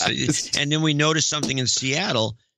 And we've discussed this on the show, and people from the area have told us this. Seattleites don't like crowds. A bar doesn't want. No, too many people in my bar. I'm going to make too much money. I don't know what to do. To get out. Well, I think we set the tone, and I think they did good business on us, and we probably shut the place down. I don't know. Tina and I left before that took place. Anyway, some thanks from producers who supported the show with on-the-spot donations. Very interesting to see. I don't know if you witnessed this when you did the meetup, John. A lot of people went to the bank and got crisp dollars to hand in cash. So actual dollars, many of them, more than I expected. So Martin from the Welsh Valleys, Love and Light, he says $100, and these were crisp, and it's nice when you get a crisp dollar. That's you don't get those often. No, you have to. The printing press must be nearby. Or these crisp pound notes. The plastic, another thing that's new to me. That's weird. You get a kick out of that with the see through it. Yeah. It's like, wow, this doesn't. And then there's the Queen's ghost when you look through the hollow area. Let's see. Nuked said in the evening, John and Adam, keep up the good work. Not donated since I saw John in 2017. You guys need to create a crypto address for us anti-PayPal folk. A lot of requests for that as usual. Please shout out to my girls Elise and Saskia. John, you pronounced Saskia as Saskia last time, which upset her. She was 5 back then, now 7. Get Adam to pronounce this Dutch name. Saskia. Saskia. I hope we did it right. That's 50 pounds. Thank you very much. Sir Bashir. It upset her. Sir Bashir came in with 50 pounds. Thank you very much. Carl Madden from Enfield in London, 60 pounds. Sir Burton. Yes. He gave us 200 pounds, and this was meant as sanity insurance, and he is on the list with an additional donation today, which I might as well do now, $168.80. Just wanted to say thank you so much for the show, which is significantly responsible for keeping a grip on my sanity and amygdala. I had the honor of attending the London meetup tonight, which was amazing and such a buzz. Thanks, Adam and Tina, for taking the time out of your honeymoon to do so. It meant a lot. Great people, my first meetup, but definitely not my last. I made 2 donations today, $200 to Adam in person and $133 via PayPal, 333 pounds total, which means I make executive producer. It's yes, he should be up 1 level. We'll push him up. Yes. So I can, and please do this so I can update my LinkedIn profile. Apologies, it was in 2 parts. The man wouldn't let me get any more cash out of bad planning on my part. Oh yes, he had to go to the what? The ATM, and he couldn't get enough money out or something like that. It also means I'm a knighthood level at long last. Yay, added to my monthly contributions over the last 10 years. Tried appallingly badly to explain to Adam at the meetup, but would like to request the title of Sir Guy, which is pronounced as in the Indian clarified butter French Guy, G-U-Y, Sir Guy, but it'll be G-E-E. Hopefully the committee will see it fit. Anyway, you are busy people. The above is FYI. If he's going to be Sir Guy like the butter, shouldn't it be G-H-E-E? That's Guy. Yeah, he just wants G-E-E. You sure he didn't say G-H-E-E? No, he wrote it down in several places. So, yes, and thank you very much for your courage, and we will knight thee, Sir Guy, later on. Then we had, excuse me, Sir Luke Rayner. If you have not, he's the Viscount of London and Southeast, and the Southeast, £200. Great to meet Adam and the Keeper, and in the same place, John and Mimi graced us with their presence. I hope you enjoyed your brief stay in London. Feels great to give you some cold, hard cash. Hopefully the commission at the Bureau de Change doesn't screw you too much. Thanks for visiting Gitmo Nation East. He also did professional photographs of the meetup, and they're all over Twitter and also in the show notes. Sir Matthew Wittering of Greenwich, $150 in U.S. currency. Please find the enclosed 150 Gitmo dollars for the value for value system. I appreciate some jobs karma. We'll do that in a moment. Please credit Sir Matthew Wittering of Greenwich. P.S. It was brilliant to meet you, Adam, Tina, John, and Mimi. People have not forgotten your meetup there. Scott, $75, again, printed out, requesting a de-douching. You've been de-douched. I was initially going for a 60.06 saggy boobs, but rounded it up to 75. All the best to you and Tina. I don't recall if he had saggy boobs. Robin, it was hard to read this. I don't know if it was Dio Sleuth. Couldn't really read his handwriting. It was just written on the envelope. £100. Robin, thank you very much. Marcus, a.k.a. the Obe, O-W-B, and his smoking hot girlfriend, Jozo, $100. Thank you very much. Was there any note with that? Thanks for the ongoing support with mental health, well-being, a regular sanity check in the morning, gentlemen. Then we had Sir Black Knight, Sir Brian Barrow of Wooten Bassett, Barrow of Barbados, £200. And that was from, I believe, the whole family. Adam and John, this donation takes me a step closer to becoming he says count. Do we have count? We have Viscount. I think it means Viscount. Small price to pay to keep you on the air. Even better, it should keep me just ahead of Sir Luke of London, and also a nice card for Tina and myself. That's for our marriage. It's very appreciated. Sir John of South London, $100. Please accept this donation in my latest installment toward becoming a baron. If you're taking requests from knights, please could I get some relationship karma for the summer doldrums? Thank you for the great work on No Agenda. Apart from keeping us sane, it is the number one tool to keep our minds sharp and be skeptical of all that we hear and read. ITM, TYFYC, John Kumar, Sir John of South London, again with a nice separate card for the keeper and myself. Sir Tim Cheng, £50 from him. I spoke to all these people. They're fantastic. Rudolph Vesely, £300. So he also becomes an executive producer. He had the longest note, and we're almost done with them. And he also gave us some elephant bracelets, which was nice. I think that's for good luck for the newly married. Rudolph Velsey, senior director at Oracle Consulting, at this moment trying to get a job in Dubai. Listening from episode 1021, but haven't donated yet, so he wants to be de-douched. You've been de-douched. He actually says, call me a douchebag, but no, we're de-douching you for that. Please tell Dvorak to learn something about the microservice architecture. Properly developed and managed microservice-based solutions is more resilient than any current legacy system. And the 911 outage from episode 1101 definitely was not caused by a microservice architecture. I'm assuming the 911 system is running on a virtualized infrastructure that was 50 times migrated from one provider to another, and now it's managed by people that don't have documentation and don't understand it. We'll take that. Thank you very much. I will accept that explanation. Mm-hmm.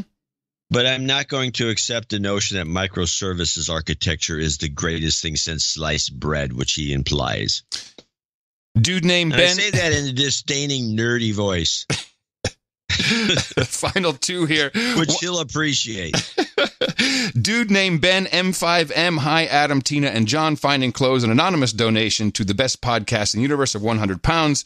I work for the BBC, so do not want to be mentioned by name. Yes, we understand that. He gave me a lot of interesting insight into what is going on over there at the BBC. And then finally, we have Sir Kevin Strange, £100, and Vodra London, who has a stationery, which is, I've never seen this before.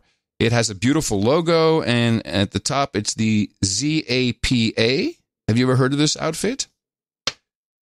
It is the Zombie Apocalypse Prevention Agency. Vodra London. 42 pounds from him. Thank you very much.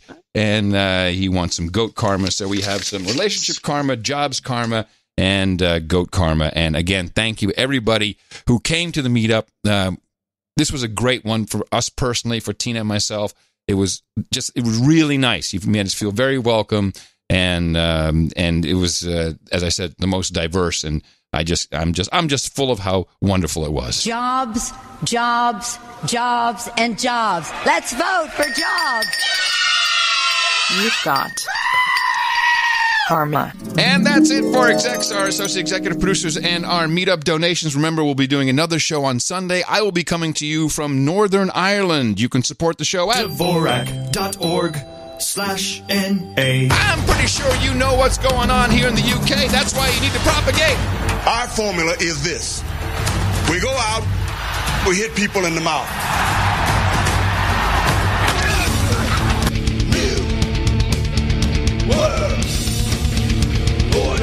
Shut up, slave. Shut up, slave. Well, I think it's time to get to a little local or national politics. Yes, please. Let's start with Biden versus Trump in Iowa as an ABC report. President Trump heading to Iowa today, where Joe Biden was waiting for him. The former vice president making his most direct attacks yet. The president is literally an existential threat to America. Speaking to voters in Ottumwa, Iowa, Biden said the president undermines American values. But this is a guy who does everything to separate and frighten people. It's about fear and loathing. No president has done something like that, for God's sake. I mean, it's bizarre.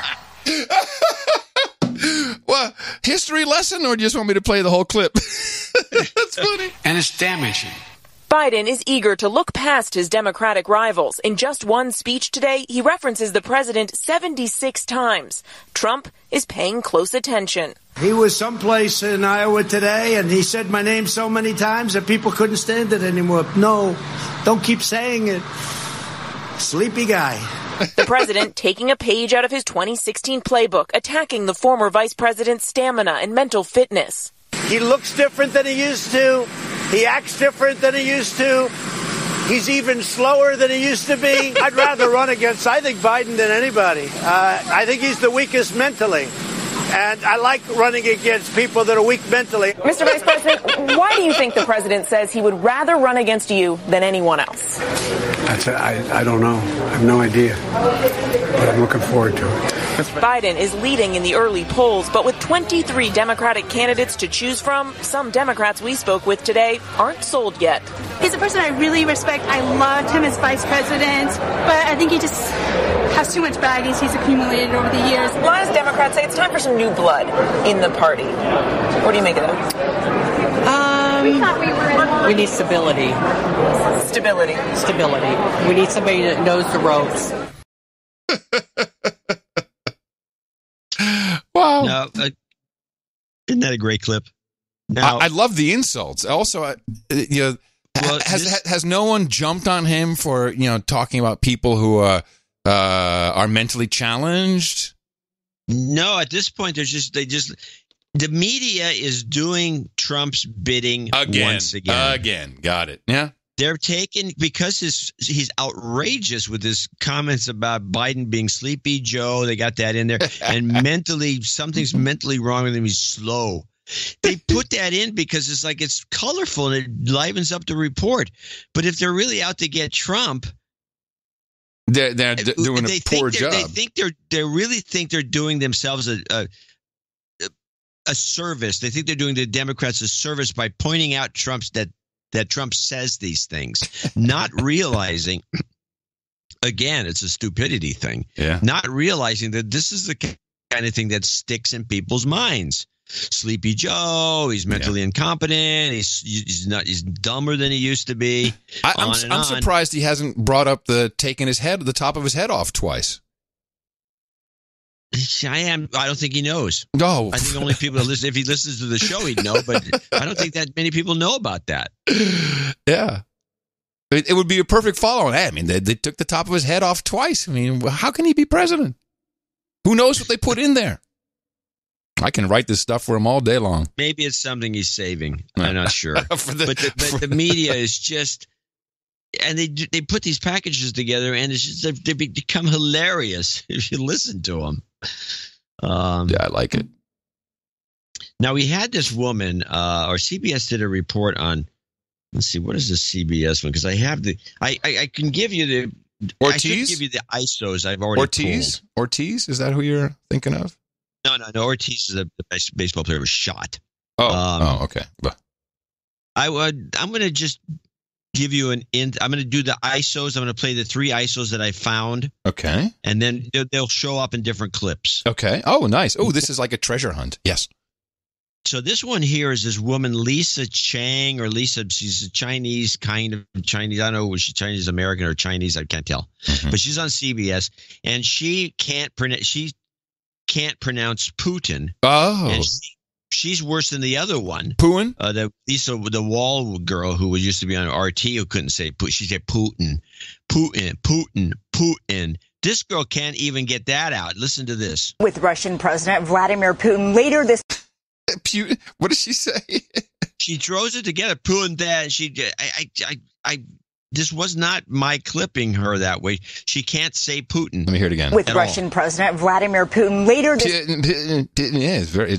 Big Putin. What was that? It's like the woman from YouTube said important. Yes. Couldn't say that. Okay. Now we got a classic, the new whoa from Bernie. Okay. Whoa. Woo! Hold on a second. Huh? No, hold on. Woo. Is it woo? How does that go again? The Bernie thing. Whoa. Oh, it's whoa. He does whoa. Hold on, I have it here. Let me see. Yes. So let me reverse this one. So this is... Sir, are you... Oops, this one here. Whoa. And this is... No, it's a different one. No, I'll have to find it. I like this, though. This is definitely... This is... Whoa. This is perfect. I think that's a contender. That's a big contender. Contender, yeah. And then there's the perjury ISO. Sir, are you worried about perjury? Yeah. That's just another reporter shouting. I think Bernie takes it. Well, I would say so too. Okay. All right. So let's go to the other. Let's go with, we have Trump in Poland, part 1. Yes. What do you have? A flyover and everything was... Wait, Trump? They got a Polish guy there, and then he's doing sales. And it's so obvious. It's so funny. That's it. Today, Washington, D.C. saw and heard something that hasn't happened in more than 100 years. It was a staged military flyover of the White House. Weijia Zhang on what it was all about. A single F-35 fighter jet flew over the White House, celebrating two things President Trump is fond of, a good deal and a good show. He watched the display with Polish President Andrzej Duda and their wives just minutes before making this joint announcement. I was very pleased that Poland announced the intent to purchase 32 American-made F-35 fighter aircraft like you just saw. The F-35, the most expensive U.S. weapons program ever, is projected to top $1 trillion over its lifespan.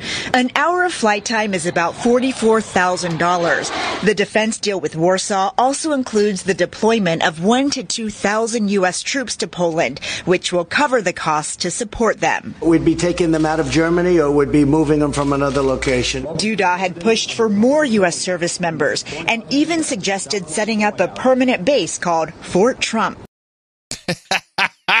Fort Trump. That's got a goal. He's going for legacy, man. something that can be changed in 20 years because it's just like Confederacy. No good. They start off this report by saying they haven't had a flyover since for 100 years, is what she says. So she's saying that in 1919, the Wright brothers flew over. Who the hell? What display was flying over the White House in 1919? I'd like to know. I'd like to know too. Was it an F-35? I don't really think so. Now, did the F-35 hover? Did it do its trick? Did it? No, it did. It just flew over because it can do stuff. It flew over slowly, though. Yeah, it can do a very slow pass. It's that I'm impressed by the aircraft, but otherwise, it's a. Most people think it's a piece of crap. most people in the business think it's a piece of crap. People who have to fly it think it's a piece of crap. My understanding. Yeah. Well, here's part 2 of that report. The Polish president talked about the need to beef up security in the region in response to heightened Russian aggression. Mr. Trump said this about Moscow. I hope that Poland is going to have a great relationship with Russia. I think it's possible. I really do. I think because of what you've done and the strength, and maybe we help also. President Trump is expected to meet with Russian President Vladimir Putin later this month on the sidelines of the G20 summit in Japan, and with Chinese President Xi Jinping as those two leaders try to work out a trade deal. Margaret? Weijia Zhang at the White House. I got one clip from this because there was one topic I was particularly interested in regards to Poland. As you recall, the president, when he was still running for office, went to the Polish community and said, within 2 weeks, I will have Poland in the visa waiver program, which is, seeing as they're a member of the European Union, it is unbelievable that they have been shunned from the visa waiver program. You can't just hop on a plane, do a little ESTA paperwork, which you can do online, and enter the United States. We have many thoughts on why that is. I would say, I think the main thought is blamed on Israel. Yes. Well, there's a huge movement in the United States, even telling Congress, Senate, and House of Representatives equally, do not do business with Poland because they killed the Jews with their concentration camps. I'm paraphrasing, but that's kind of what it comes down to. And here's what Trump said. I also want to congratulate Poland for its progress on meeting U.S. criteria for entry into the visa waiver program. Today, our country signed a Preventing and Combating Serious Crimes Agreement, a significant and necessary step for Poland's entry into the program. Though we still have some work to do, we hope to welcome Poland into the visa waiver program very soon, and that's a very big deal. Yeah, we'll see. There's a lot of anti-Polish hatred in our Congress. Yes, and they're the same guys who bitch and moan about Trump cozying up to Netanyahu. Yeah, well, of course. Netanyahu, of course, is under attack. I have the bonus clip is kind of interesting because I think this is kind of lame. When Israeli voters go to the polls in September, they will have one more factor to consider. This time, it's the Prime Minister's wife. Sarah Netanyahu has agreed to plead guilty in one of several corruption cases facing the Netanyahu family. Aaron Lieberman explains. The case against Sarah Netanyahu involves the illegal ordering of catered meals to the official prime minister's residence in Jerusalem. Sarah Netanyahu, along with the manager of the residence, ordered nearly $50,000 of meals, according to an updated indictment filed in court Wednesday. That's illegal under Israeli law when there's already an official chef at the residence, and prosecutors say there was one at the time. Sarah Netanyahu pleaded guilty to the lesser charge of unfairly taking advantage of a mistake. Now, what kind of a charge is unfairly taking advantage of a mistake? It's what kind of laws do they have over there? It's something losers do. Unfairly taking advantage of a mistake is what she's charged with. She ended up pleading guilty to. Wait a minute, that's an actual charge? Did you hear the end? I know, but is it really true? Well, what I don't know. It just seems that that's the way it's reported. Let me hear the end again. That was. When Israeli voters go to the polls, That's illegal under Israeli law when there's Sarah Netanyahu, along with the manager of the residence, ordered nearly $50,000 of meals, according to an updated indictment filed in court Wednesday. That's illegal under Israeli law when there's already an official chef at the residence, and prosecutors say there was one at the time. Sarah Netanyahu pleaded guilty to the lesser charge of unfairly taking advantage of a mistake. This must be some biblical shit. This kind of law. What else could make sense? Refer to the Old Testament. What else could make sense like that? Oh, man. Completely befuddling. Hey, Hillary showed up on a podcast. Yes. She's still running in your mind? She's still getting ready? She's ready to swoop? Well, if you go to the Cosmic Weenie site, Contenders 2020, which is linked. We link to it all the time. In fact, on the last newsletter, I believe it was linked to on one of the photos. And I still have it because I'm just going by what I've witnessed. Right now, Bernie's still number one in my book, followed by Hillary. If she chooses to run, she will immediately go to that spot. And it's almost like a French 3-star chef. Before he opens the restaurant, they grant him 2 stars without even sight unseen. Right. So that's why Hillary. So that's true. Well, these are producer produced clips from the Unredacted podcast. 2 short ones. This I found to be the most interesting. Do you tell them if they say, "Hey, I'm going to get to cybersecurity"? Do you tell them you might want to do it yesterday? I do, Emily, but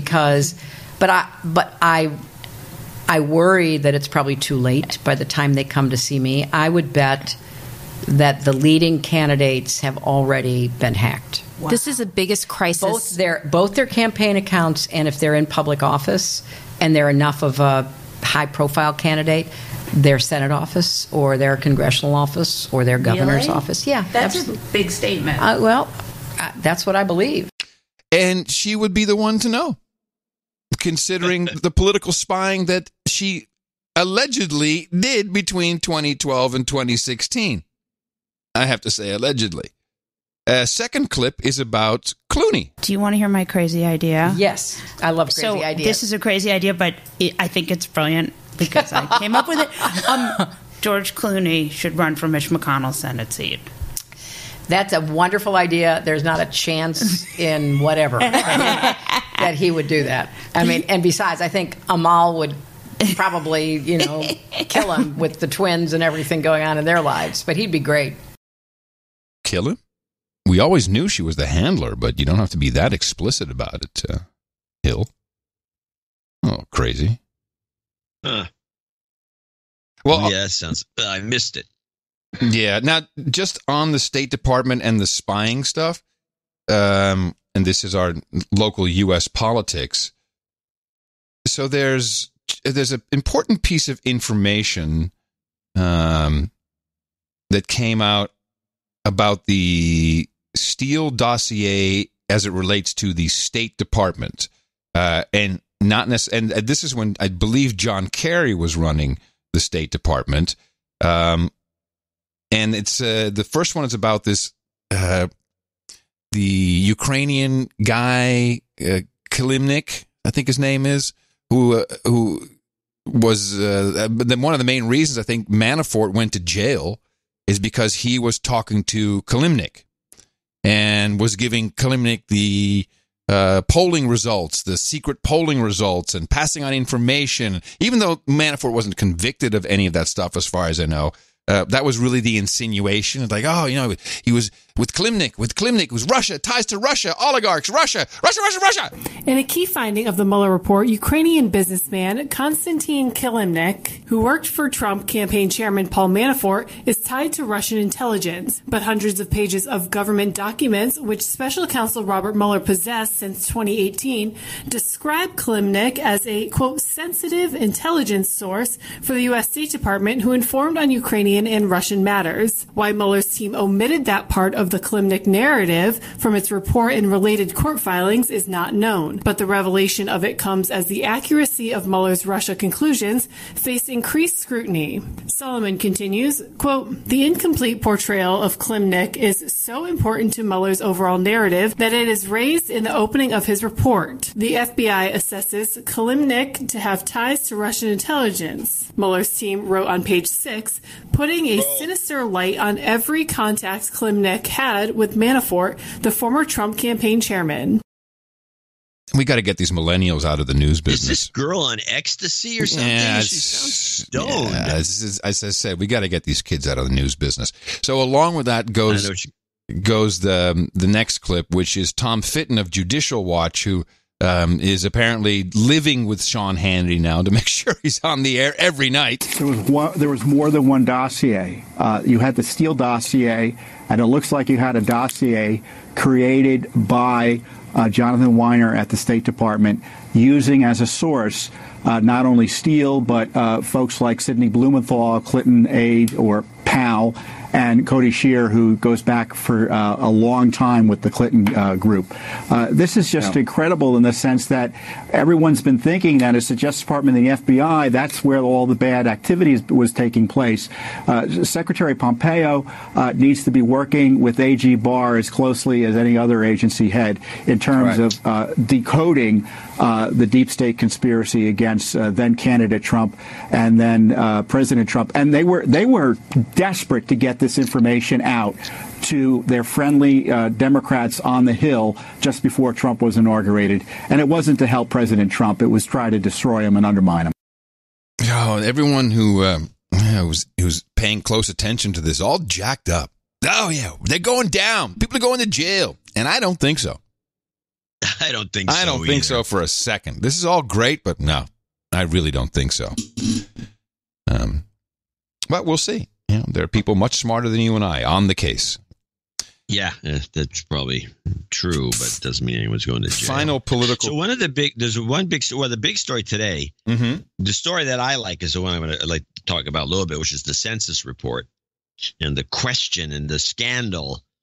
Because they have, Trump saying something, on the air, and it's scandalous. The census report or just the census? What exactly? No, the census, the question that's on the census that asks for if you're a citizen or not. Yeah. Yeah. So I have two clips on this. Okay. First, let's play this one. This is the contempt over the census question. If it's the clip I'm thinking of, it's a gem. Across the Capitol, another vote to hold the Attorney General in contempt of Congress and the Commerce Secretary, too.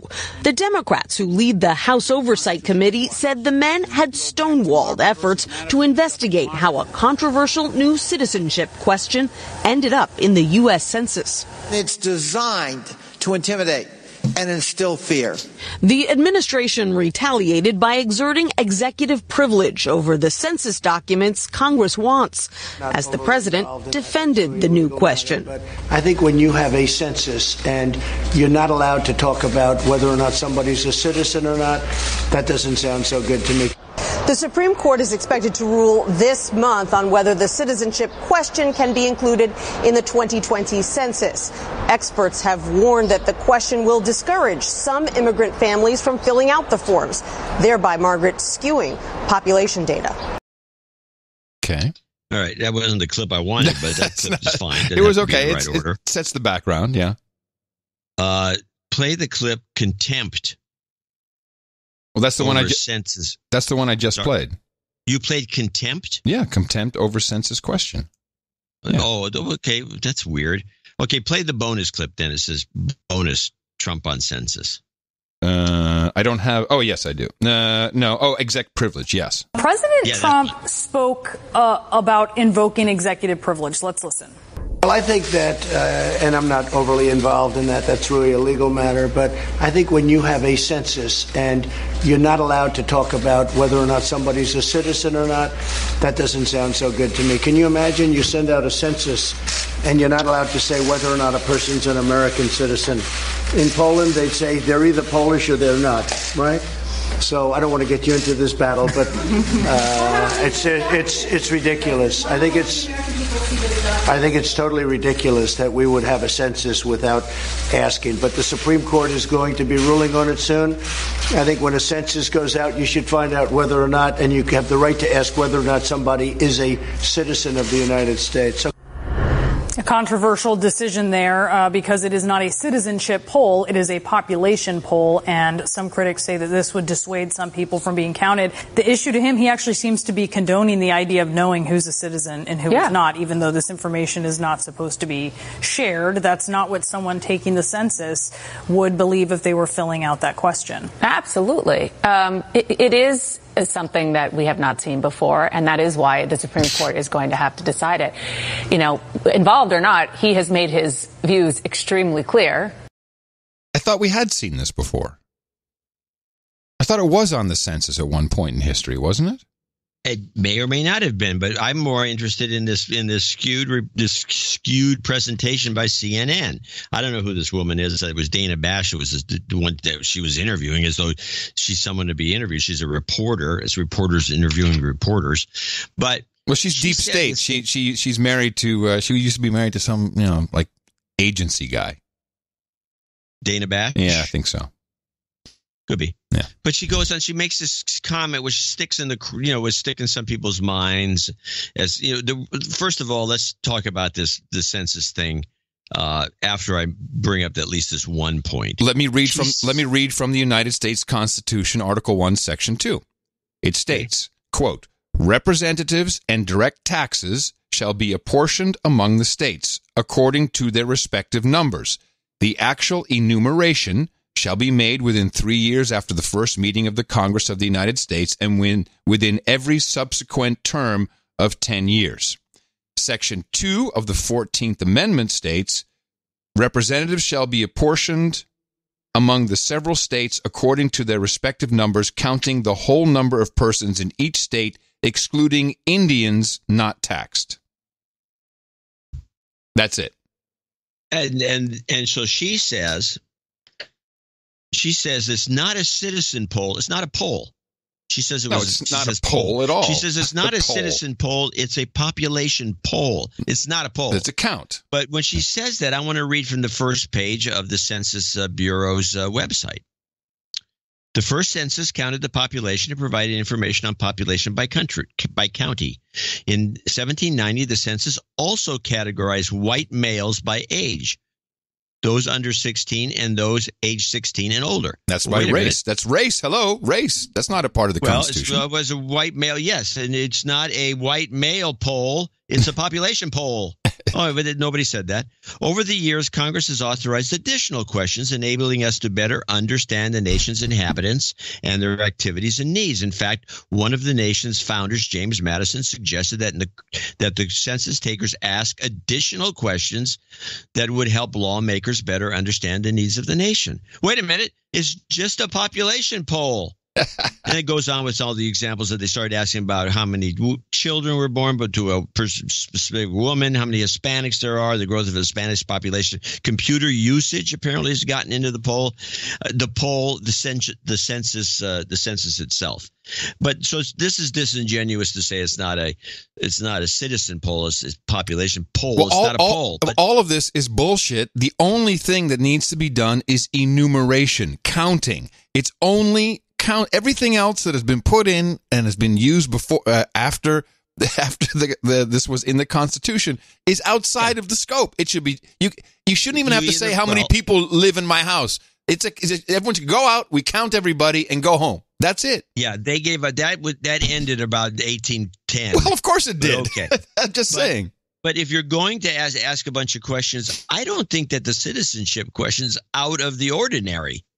No. So I'll take that, but I'm going to take the other side and try to understand what they're thinking. I know what they're thinking. They're worried sick, and they talk about it. The Democrats I'm talking about here are worried sick that because the question just appears that all this, the illegals, the 30 million or 10 million or how many million you want to count, won't answer the question, and they won't take. They'll eliminate themselves from the polls by their nature of being suspicious, and with good reason, I'd say. But they're suspicious, so they won't take them, and it'll lower the numbers in states like California and Texas, in areas where there's a large immigrant community of illegal aliens. I'll use the term, and then the numbers will be skewed, which will give the whites more power over the illegals in Congress and over the Democrats in particular, because these people, the Democrats in a funny way are admitting that the illegals vote for them almost exclusively, and they need to be counted so we can get more, we can apportion more representatives to areas that are largely illegal aliens that will represent the Democrat Party in Congress. So it's both sides are kind of playing a game here. Yeah. They're not quite bringing it out the way, the Republicans are playing the denial. I don't know. I don't think so. No, we're not trying to pull a stunt. And the Democrats aren't quite saying what I just said, which is, they're pulling a stunt to screw us because all these illegal aliens are voting for us illegally. And so we have to put up with these news stories that are half-assed, and women like this anchor saying, well, it's not a citizenship poll. It's a population poll. I like your Dana Bash voice. Well, it wasn't Dana Bash that was doing it. It was the anchor talking to Dana I'm sorry. Bash. Yeah, the anchor. Well, strictly taken from the Constitution, it was just a head count. And it didn't matter at the time if you were a citizen or not. I don't think they had passports then when they did this. Maybe they do. Right. Did they have passports? I don't know. Passports, in fact, there was passports have disappeared throughout history on and off again. Apparently, the last global effort to globalize the world, globalize the countries, was just before.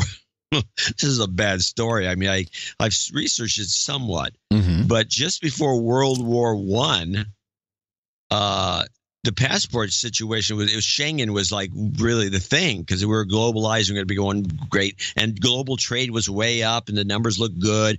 But because there was no passports and no citizenships, the people were just roaming around. That's how that guy just roamed over, to Austria, wherever he went to shoot that guy that started World War I. Yes, Franz Ferdinand. Like a free-for-all, for like it kind of is now in Europe, for just floating around. And there was the passports were they came back into vogue after the World War I. And this is leading this. Now we got the same repeating of history, and this is leading to another war of some sort. Yeah. There was a brief period in the history of the show where we were talking about, I think it was in Texas, said, I should probably run for Congress. And we discussed this a little bit. And at a certain point, if I recall, IIRC, that you said it would be great because we would love to see the slow corruption of Adam Curry. Do you recall this? I don't remember saying that, but it's something I'd say. Alexandria Ocasio-Cortez is actually going through that process right now. And, great. And this clip is her on the street, being interviewed on the street of D.C., after she had just voted for a pay increase for all of Congress. And these things are always very interesting, these pay increases. The population in general hates it. And why? Because, a Congress critter makes, I think, $170,000 a year. And this was a $4,500 annual pay increase to make up for what we call the cost of living. Now, it's always a tough one for politicians because, of course, they want more money, but it's a lot of money they're already getting. You probably need a lot of money to be a politician and function in D.C., So she voted for the pay increase. Her defense is mind-boggling, especially with the modern monetary theory that she and her like-minded colleagues espouse, which is print as much money as we need. Green New Deal, 10 trillion. For that is exactly what creates the disparity in wages and cost of living. When you inflate the money supply, the money becomes less valuable, and you need more of it to buy goods and services and pay rent or mortgages, etc. It is a hidden tax. It diminishes the value of your money. So for anyone to, on one hand, say, "Oh, we really need to, we need this pay increase," but on the other hand, wants to inflate the money supply by a factor of 100, it's kind of insane. But listen to how she defends voting for this pay increase. This is why there's so much pressure to turn to lobbying firms and to cash in on member service after people leave because precisely of this issue. So it may be politically convenient and it may make you look good in the short term for saying, oh, we're not voting for pay increases, but we should be fighting for pay increases for every American worker. We should be fighting for a $15 minimum wage pegged to inflation so that everybody in the United States with a salary, with a wage, gets a cost of living increase.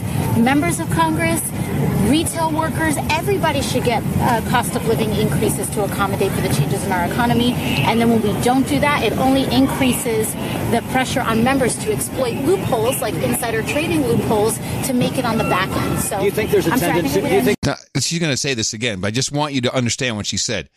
By not having enough money as a politician, members is what she means, by not having enough money for the cost of living at your $170,000 base salary now, it is bad because this makes members want to take high-paying lobby jobs after they leave and to use insider trading loopholes, which we've talked about extensively on this podcast, as you are immune from insider trading. If you make laws and you have a law on the books or you know about someone in Congress and it's going to affect the sector and you buy or sell stock based upon that, it is completely legal for them to do as long as they report it, which is recorded somewhere in the basement of the Library of Congress. Yes, they refuse to put these transactions online. Online, exactly. That's the scandal. But she's saying she only been there. She's been there a couple months. She's already saying she already knows. She already knows about the loopholes and the scams, and she'll double down on it. In our economy, and then when we don't do that, it only increases the pressure on members to exploit loopholes, like insider trading loopholes, to make it on the back end. So, do you think there's a tendency? Do you think there's a tendency of members to obviously take it out on this institution because it's an optics issue? They don't want to seem like that. And that's my issue, is that it's superficial. You can vote against pay increases all you want. In my opinion, voting against it's not even like a raise. It's a cost of living adjustment. So it's not even like a raise. It's cost of living adjustment. You can vote against the cost of living adjustment all you want, and it'll look good on its surface, but every cost of living adjustment that gets bypassed is voting to increase the pressure to exploit loopholes and legal loopholes to kind of lean on other ways to enrich oneself through service. And so my whole side of it is like, it may not be optics, it may not be great optics, it may not look the best, and in terms of your opponents could use it as exploit it as a political issue, but in substance, you might as well be transparent about a cost of living increase, fight for a cost of living increase for all American workers, peg the minimum wage to a cost of living increase, and then on top of it, close all of the loopholes that a lot of people use when it comes to, sitting on a committee and knowing what legislation may be coming down the loophole and changing your stock holdings or letting, these are real issues, and I don't think that voting against a cost of living increase is going to negate the actual issues at hand. In fact, it only increases the pressure for people to exploit. If I were a member and I looked at these optics, I would immediately FOIA her stock holdings. She mentioned it too many times. She's on committee. She chairs a committee. I'd like to know. Well, I think she chairs the subcommittee. She still is. She still is in committees. She knows what she knows. No, she knows what's going on, and she knows all about this rule. And she's run, by this Justice Democrat, the team, the number one team, the go-to guys, right? Who once again were not there when she made the statement. She's loose. She's loose on the streets. But they probably lectured her about it, so she knows about it, and they know about it, and so in fact, they may be. How do they deal with their portfolio? Yeah. Well, it's not insider. It depends on how you're going to define insider. If you just follow legislation and then you invest or not invest, it's not the same as being an insider. It is, even though it is for the legislated people. But if you're being tipped off by them, and it's not illegal for them to do it, I think it's legal for you to do the trading too. So they're probably. I'm not saying it's illegal. I'd just like to know. It's not. I'd just like to know. It should be public.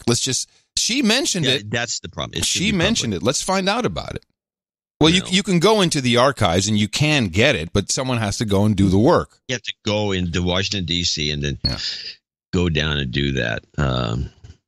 Might not be a bad trip to make. I might do it myself. I'm going to show my support by donating to No Agenda. Imagine all the people who could do that. Oh yeah, that'd be fab. Yeah, on No Agenda in the morning. Yeah, we do have a few people to thank before I go to Washington, D.C. to spend my time in the bowels. I'm already purchasing a ticket online for you. I'd love to see you go do that. You kidding? That's great. I would do it. I mean, I've got things I could do in Washington, D.C. Mm-hmm. There he is again. Guy Burton. Guy as in Guy is the 168. This is 168.80 donation and a different note.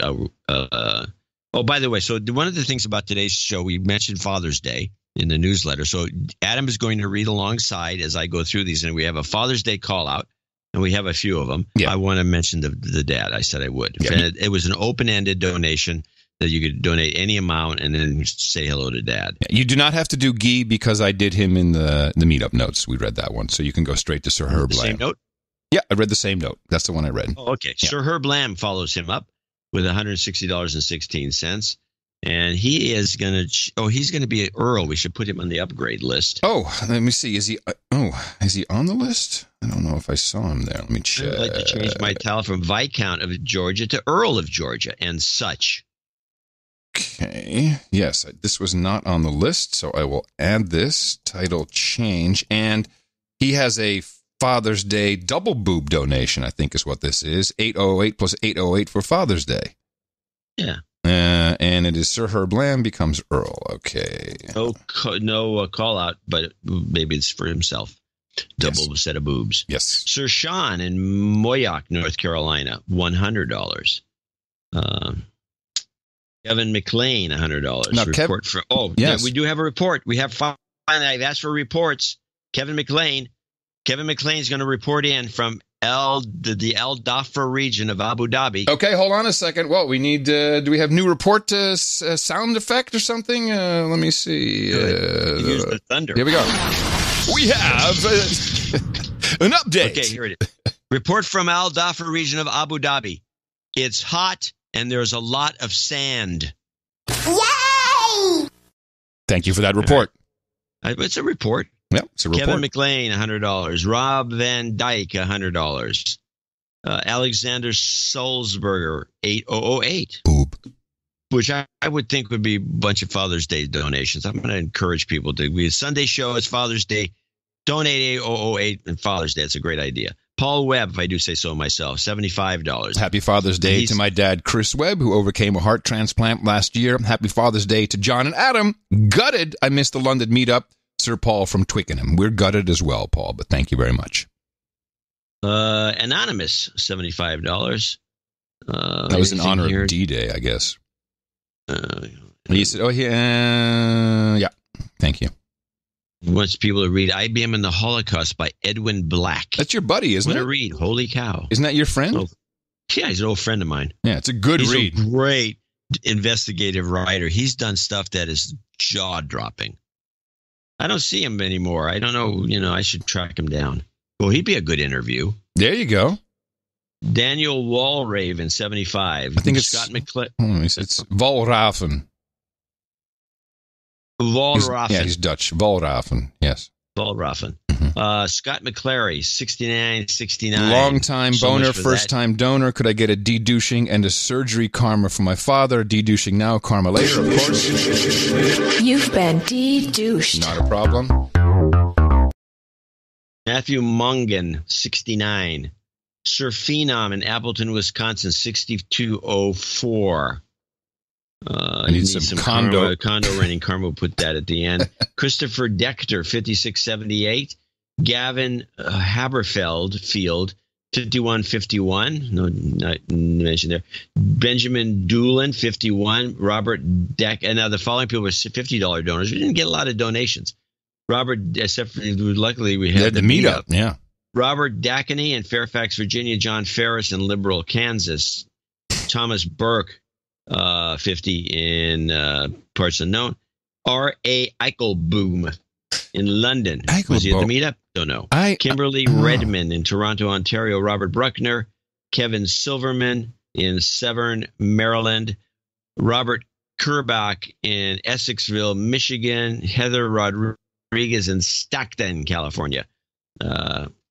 You can Roy do it. Tenhava in Pine Knocker. Very good. Cassidy Eastwood in Oklahoma City, Oklahoma. Yeah, she organized Jason the meetup. Clegg in San Diego, California.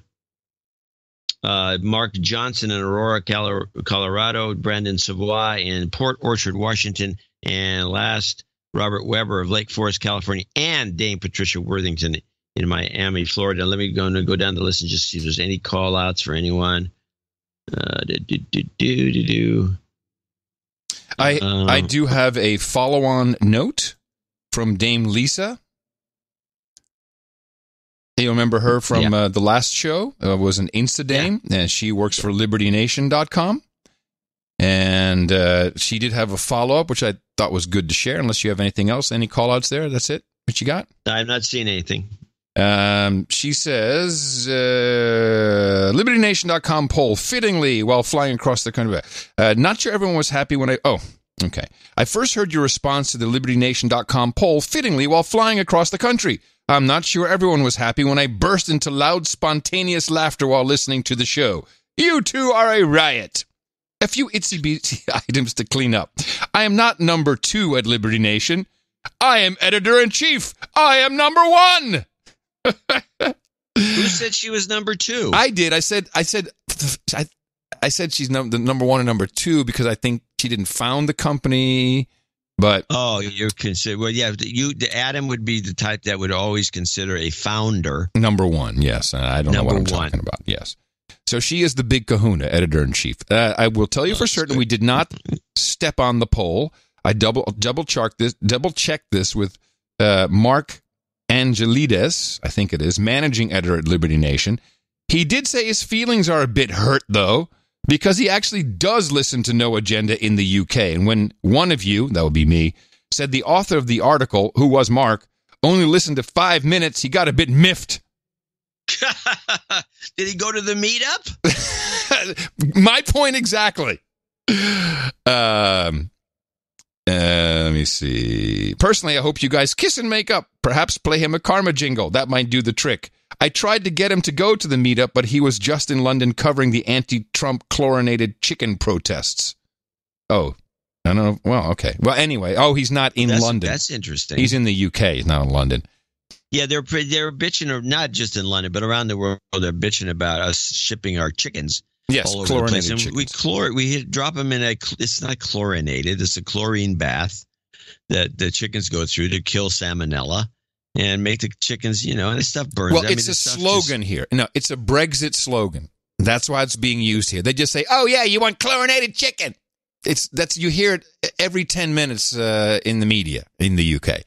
And the reason why is the EU, the European Union, doesn't allow chlorinated chicken. And they just give it to you with the salmonella. So people are very worried that it's natural. When they Brexit, then they'll only be eating chlorinated chicken. It's one of those talking points. I'm guessing, although I don't know this is a fact, but it seems likely because this equipment is being manufactured and sold by the boatload, that the chicken coming out of those robot factories in Holland largely have gamma radiation exposure at the end of the line, and you blast the chicken with some gamma radiation, and that which we should be doing here, and that would do the job of the chlorine. Well, it would internalize it too. Now, I think we concluded on the last show. It's a dumb meat, and I think everyone agrees. It's a dumb meat. It's a dumb meat. It's very dumb meat. By the way, guys, Liberty Nation is a conservative website. While we do have 2 staunch libertarians on our writing staff of 12 authors, we are primarily a run-of-the-mill group of deplorables. Because we are Liberty Nation, I kind of feel live and let live is the best policy. I am curious as to why you thought we were primarily a libertarian site. Well, because on your site it says you got libertarians and gays and blacks and Jews and whatever, so I figured you couldn't be conservative. That doesn't sound right. We were just questioning. As usual. Okay. What? Well, I mean, I don't know one way or the other. I'm paying more attention to that site. It's a good site that handles things properly. I think you said they seem more libertarian. It doesn't matter. It's just a label. Who gives a shit? I probably said that because I think that I don't lot care. of. Yeah, okay. Go on. No one cares. You got good information. She's correcting good us. This is fine. Yeah, well, she's editor-in-chief. She's the number one. She has every right to. She's a dame. Editor-in-chief. As usual, you guys were right on. I queried the staff as to whether this poll focuses on only conservative podcasts or podcasts conservatives love to download and listen to. It is indeed what they prefer to listen to, so we added an asterisk or astic, as what's his face would say, Al Sharpton. Astic. We added an astic in the story for clarification with a hat tip to no agenda. Oh, they went back and edited. Very good. So yes, now she has one question. She has a couple of other beautiful things to say, but she says, yes, dame is nice, but if we're dishing out titles, she'd like to be known as a lady. And I think if you're dame, then you, by definition, are lady so-and-so. Because a knight is sir, so a dame is a lady. And I think Lady Lisa sounds good. Okay, that's what she'll be referred to. Yeah. That's fine. Okay. We can put that in the notes. Yeah, we'll do that. So if a dame wants to be referred to as lady, that's fine. Yeah, we got it. It's immediately approved by the Peerage Committee. You heard it. Ad hoc. Well, thank you to everyone who supported the program for this show. Obviously, we always want to thank people who come in under the $50 mark, which is a secure level we put in for people who'd like to support the program but be anonymous. Also, it's where a lot of our subscriptions come from, and I do have one important message. The 3333 boarding pass, we have the podcast license at podcastlicense.com, which I was adding subdomains for everyone who had a podcast license, and we got another request for one, and so it would be like yournamehere.podcastlicense.com, and I went to do a new one, and lo and behold, whoever registered podcastlicense.com has not renewed it, but I can't hijack it yet. So if you registered podcastlicense.com, could you please either give me a transfer code, or could you re-register it so we can continue with this fine promotion? Interesting. This is another example of a fail of guess what? Microservices architecture. That's what it is. It's a big fail of microservices architecture. And we did it. You're right. Oh, well. So everything's effectively broken right now. So it'd be great if whoever registered that could fix it. But thank you to our executive producers, our associate executive producers, all of the, still had some stragglers on the 75D Day. We've got the Swazelnoffs. We've got the Father's Day, which I guess maybe it'll be in a newsletter on Saturday, but you can obviously say hi to Dad and donate for the next program. But in general, This is the only way we can discuss what we discuss in the manner that we do it, because we do not have corporate interests that we have to be worried about. No advertising. Luckily, no meetings. There's fluctuation in our income, but we are very proud to be part of the Value for Value Network, as you all are, as producers of the No Agenda Show. And remember, for our Sunday Dad's Day, Dvorak.org/NA. Karma's as requested. Jobs, and jobs. Let's vote for jobs. You've got karma.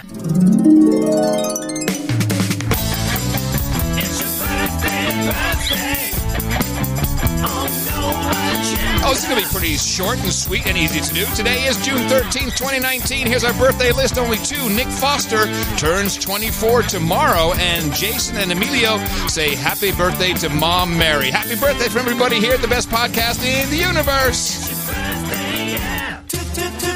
Title changes, turn and face the slave. Title changes, don't want to be a douchebag. And also one today on the title change list, but it's an important one. Sir Herb Lamb has upped his status. He now becomes Earl of the of Gitmo Nation. Thank you, and Earl of the No Agenda podcast. We appreciate everything you do for us as well, Sir Herb Lamb. And we've got two for the knighting table. Oh, wait, where's my sword? Yeah, you brought the short version, yeah, right? Somewhere it is. Yeah, I got it. There we go. You got yours? Here's mine. Okay. Oh, perfect. All right. Up here on the podium to the round table, Nick Foster and Guy Burton. Both of you, gentlemen, are welcome here at the round table of our No Agenda Knights and Dames. Thanks to your support of the program, the amount of $1,000 or more, and I am proud to pronounce to Kate thee as Sir Nick Foster and Sir Guy, Knights of the No Agenda Round Table. We've got here for you hookers and blow, rent boys and Chardonnay, cookies and vodka. We got early times and BF4, English muffins with butter and honey. We got harlots and haldol, beers and blunts, cowgirls with coffin varnish, breast milk and pablum, vodka and vanilla, geishas and sake, Rubenesque woman and rosé, bong hits and bourbon, ginger ale and gerbils, and, of course, mutton and mead. Head on over to noagendanation.com/rings and give Eric the Shill your information. He will get the ring out to you as soon as possible with your sealing wax, your official certificate. And for those knights who I met at the meetup yesterday who never really put in for it, I think you should. There's a couple who said, I never asked for it. I think you should do it, especially, you see how many people did have their rings at the meetup. So please do that. I love showing them off. Yeah, you deserve it. Please do that. Quick list of the meetups that we have coming up. Copenhagen, June 15th. The 4th of July in Seattle. July 9th, Knoxville, Tennessee. What are you going to bet Sir Patrick will be there? Atlanta, Georgia on July 13th. Another Southwest London meetup on July 20th. And on the 20th, a brand new one entered Buffalo, New York. So might looking still for be penetration testing in Berlin. I got an urgent report from Sweden. Just came in from Eric. Wow. Let me read this to you. He said, as of Monday, on Monday, June 10th, the following happened in Sweden that was probably not or underreported. You ready for this? Sure. This is one day in Sweden. Bomb threatening English-speaking EU citizen carrying 3 passports shot by police at Malmö Central Station. Man shot at Fagersjö outside of Stockholm. Female train conductor assaulted by 2 men in Örebro. Pedestrian run over during police pursuit in Stockholm. Man shot and killed in Malmö. Shooting in another part of Malmö. Attempted murder shooting in Tensta, Stockholm. Shooting in Gottsunda, Uppsala. Another shooting in Uppsala later in the day in connection with a fight involving 10 to 15 people. Man found stabbed in Salem outside Stockholm. Another man taken to hospital after knife fight between neighbors outside Helsingborg. 2 critically injured after knife fight in connection to a softball game in Ljungby. 2 more bombings in Malmö at late night. This leaves out the large bombing of an apartment building in Lidköping the previous Friday, which injured 25 and damaged 250 apartments. Did you hear any of this? Of course not. Especially the apartment being blown up? No. This is what you get when your news is focused on Bojo with the mojo and Orange Man bad. It's pathetic. No wonder you're losing your ass, because you're not reporting news. Orange Man bad. Well, yeah, that sounds like they have issues that need to be resolved.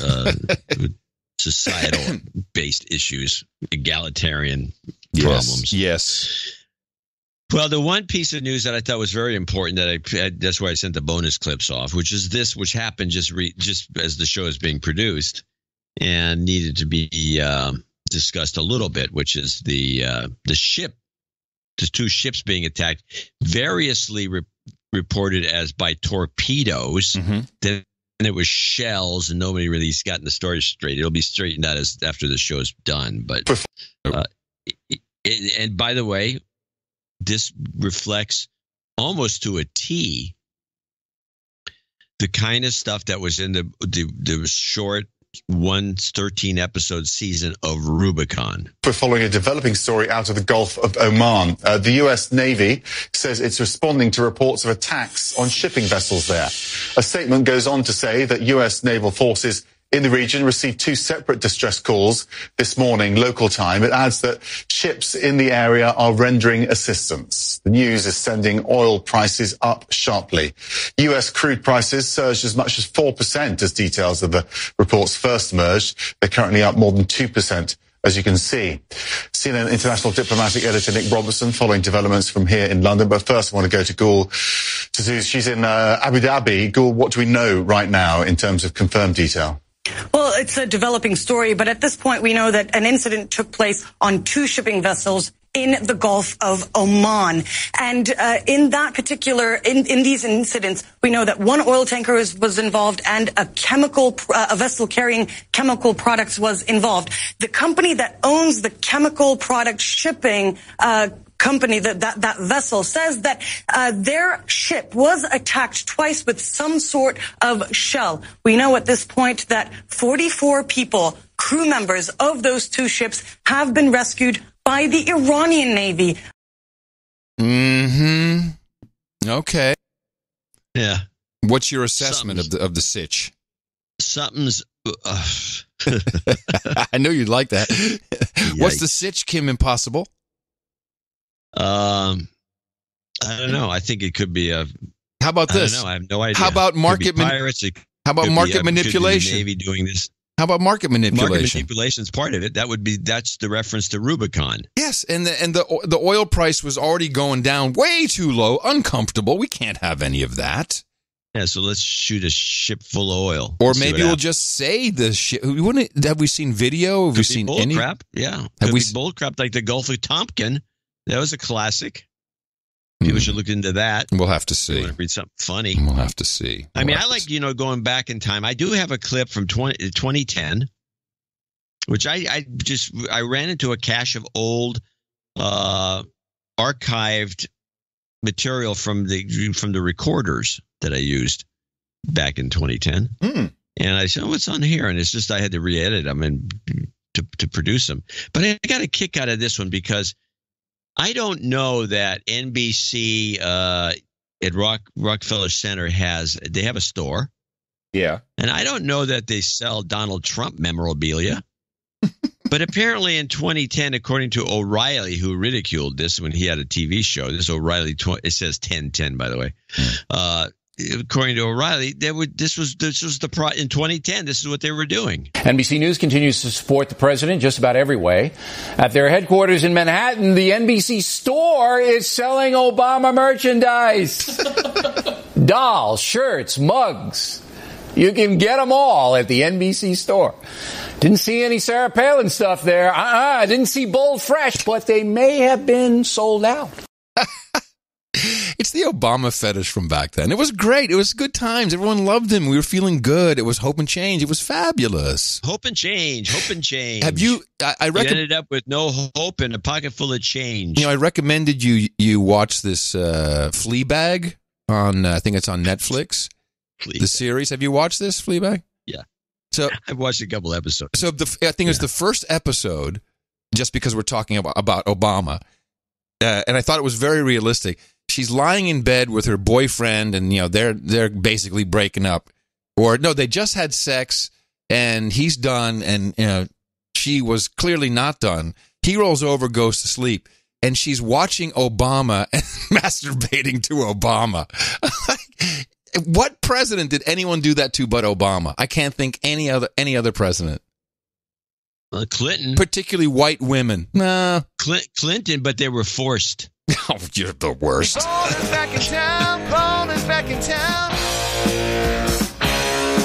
I said, Ebola's back in town. Ebola's back in town. Yeah, baby, Ebola's back in town. We are very proud to say that Ebola has moved from the Congo to a new spot in Africa.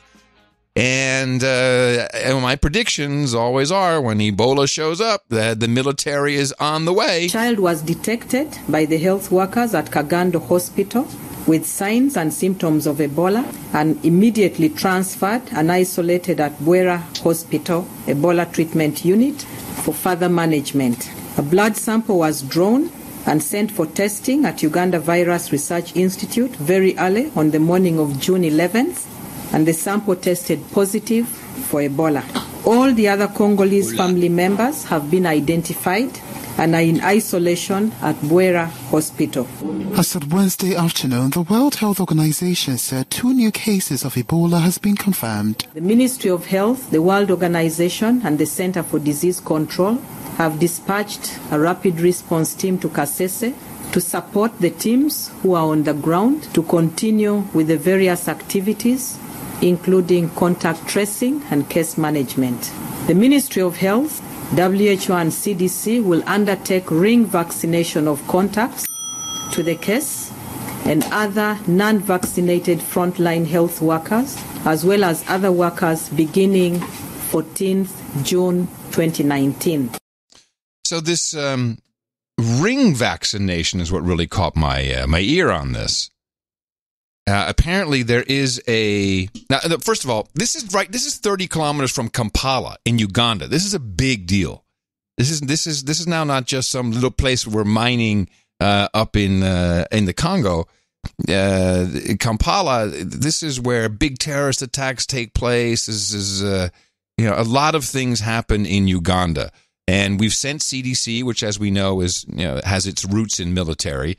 But then they're doing these ring vaccinations, which is, here it is, the RVSV-ZEBOV, and it's a vaccine that is experimental, and they call this ring vaccination approach by offering to contacts of the people diagnosed with Ebola and their contacts, and also frontline workers, to be vaccinated with the test vaccine.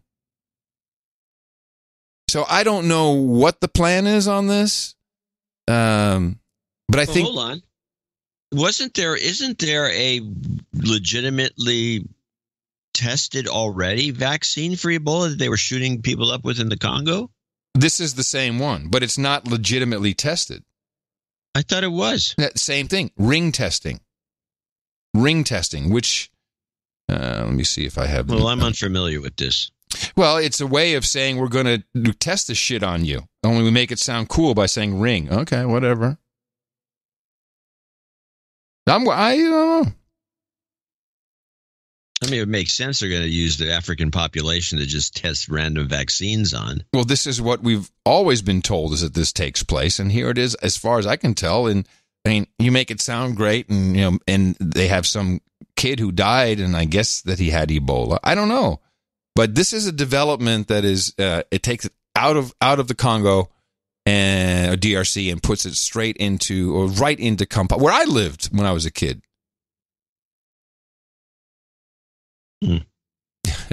Military on its... Obviously, you'll be keeping up track of this. This is now your thing. Yes, I will be on top of the Ebola. Ebola. I will stay on top of. I will stay on top of Ebola. You bet. Ebola. Come from Africa, give diarrhea. Okay, the other big news that you missed out on, well, you didn't because it's in Hong Kong. Yes. And I have a pretty good update, and this is the Hong Kong update, and I believe this is CBS. They did a pretty good job. There were more clashes today in the streets of Hong Kong. Protesters are outraged over a proposal to send criminal suspects to mainland China for prosecution. Riot police met them with tear gas and rubber bullets. Remy Inocencio was in that crowd. We have to use force, said Hong Kong's police chief, and they did. They shot tear gas and pepper spray, swung batons, and fired rubber bullets. Protesters pushed back with water bottles protected by umbrellas and masks. Everyone was a target, including us. Already, the smoke and the tear gas is making its way here. Feeling it inside your nose, into your eyes, is getting closer and closer. Helping hands came from these protesters. Drink some water to bust you out. Okay, thank you. But it's a small kind of sting when your future's at stake. I think there's no hope, but we still need to continue to fight against the big Beijing government and protect our city and our future. The hope to stop lawmakers from passing a controversial extradition bill. The fear, if passed, anyone here could be extradited to mainland China. Human rights lawyer Jason Ng says that could include foreigners. If I'm an American and I did something bad here, I could potentially be extradited to China. Well, you don't even have to do anything bad. What is to stop China from making up evidence? Hong Kong's chief executive, Carrie Lam, who's appointed by Beijing, said she hasn't sold out Hong Kong. But in a separate speech, condemned the protesters as rioters. That designation means protesters may be subject to very long prison terms if arrested, but that's a risk many are willing to take, especially as we get closer to the bill's passage. Chief Executive Carrie Lam says she hopes to do that by next week. Yeah, this is interesting. Well, it flies in the face of these two systems, one country bull crap. Yeah, the deal that was made. The deal was hands off. Yeah, and so this, of course, all goes back to Thatcher, who screwed everybody by giving the Hong Kong back to China for no apparent reason, and because it'd still be a British colony otherwise, because it was a lease for life or some ridiculous number. The Chinese think long term, so it wasn't a big deal to them. But and then the Chinese made a big stink about, well, don't worry about it, because I was in Hong Kong just before the 97 turnover, and everybody there was paranoid. And people come up to you, friends of mine, and they say, yeah, all we hear is people speaking Mandarin, and which was the big, because everyone speaks Cantonese in Hong Kong, and they're here too many people. Oh, these people, they're moving in. They're gonna imprison us. And of course, in that was the same period where all the expatriates moved to Canada, most of them because you could buy Canadian citizenship for $250,000. And many of the great chefs of Hong Kong moved to Canada, which created, especially in Vancouver, a great subculture of Chinese restaurants. It was weird, and the Chinese assuaged it with this bull crap, which apparently is bull crap. And this woman, this Lam woman, who's the governor of Hong Kong, appointed by Beijing, is a creep. Well, a word about the social scoring that would apparently be used to, to entrap people and have them extradited. Tina was talking with some people at the gym. I think she's at a new gym now because we moved. And she was talking about her nutty husband, the conspiracy tinfoil hat wearing dude. And it somehow the conversation went to Black Mirror and the social score. That one of the first episodes, which I think was one of the best ones of the second season. I don't know what the hell they're doing. But one of the guys there is in China quite regularly, even had the social score app. He said, the kids hate it. they found all these ways to hack around it. They show you, oh, look, you do this, and you do this, and then your score changes. They're completely circumventing the whole system, which is encouraging to hear. Well, it's discouraging for me to hear that you have to do that because those bypasses are always thwarted eventually. Yeah, to a degree. I'd like to hear from some of our producers in China about the circumvention. What do you do? I mean, what exactly do you? Is it the way do you hold your phone different, or turn something on or off, or? There's probably some apps that it could be feed data here and there where it shouldn't be going. I don't know. But yeah, it's good for you to do that. But at the same time, why the public at large in China can only put up with so much. They have had revolutions, and it could happen again. I have just two items I want to discuss quickly. One, congratulations. I only have one thing left. Yes, you have a clip. Last thing is a clip because that'd be great. Yeah, last thing will be a clip. I had two stories, no clip. First of all, okay. I remember my prediction. Football, soccer is going to be big in the States as long as it's women. I love the pounding the USA team gave to Thailand 13-0 at the World Cup. There's your boring scores, John. You always hate these boring 1-1, 1-0, 0-0 scores. 13-0. And then they were gloating about it, and now everyone hates the him. Scourge. Everyone hates them. You're bad winners. That's worse than sore losers. You guys are horrible. Yeah, well, I'm all for it. Yeah, I think you pounded the ties. Perfect. The second one is about this helicopter crash in Manhattan, and I have been able to do some work on this. So I'm pretty sure I know what happened, although we never know exactly until we get the full report. First of all, I owned this exact type of aircraft before in 1999. This was the Augusta 109E Power. This is, first of all, it's incredibly, it's one of the safest machines you can fly.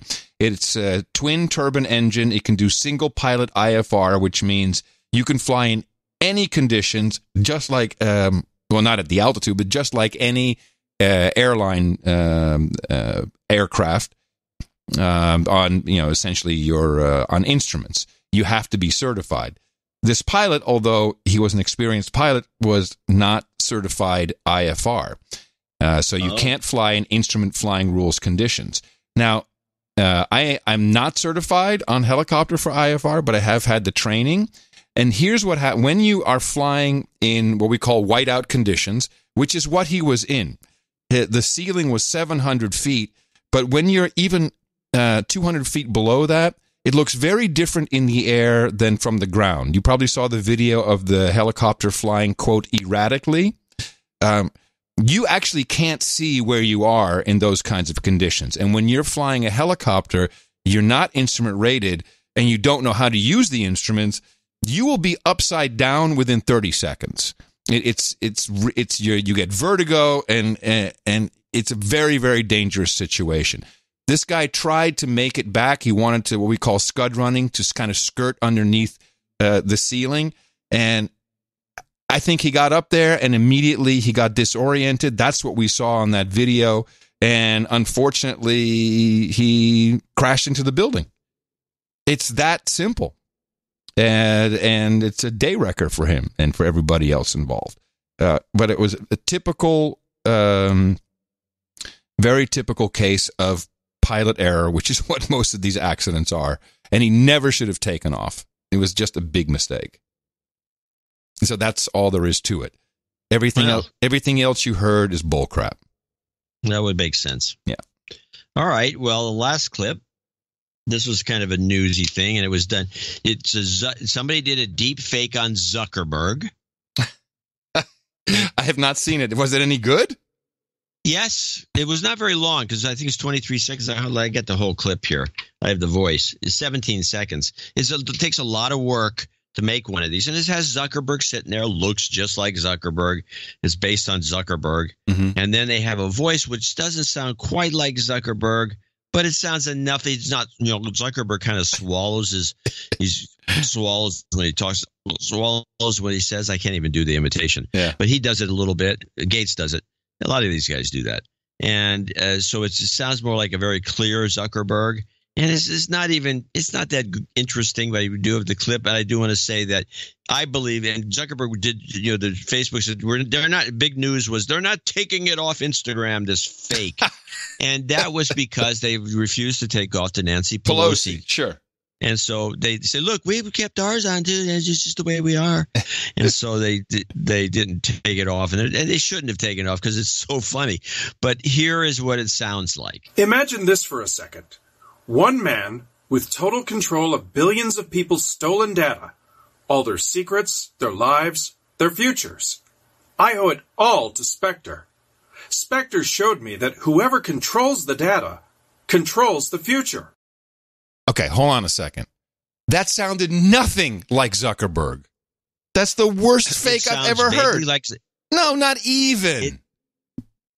I'd say it sounds. I disagree. I think it vaguely sounds like him. And then when you have his head there yakking away. Well, that's the difference, yes. But when you just hear it, no. I thought it didn't sound anything like him at all. I thought it sounded vaguely like him. But that was it. That was the bit. It was very funny. They're leaving it up. It's going to just encourage more people to do these things, which is probably not the good idea. And it's probably, I would personally, if I was Facebook, I'd take down the Pelosi one. I'd take down this. I'd take them both down.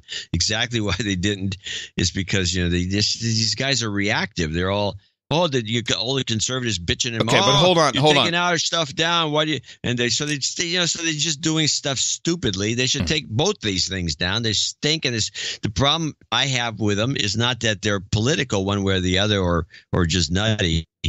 It's that it's encouraging more people to do this stuff, and we don't need it.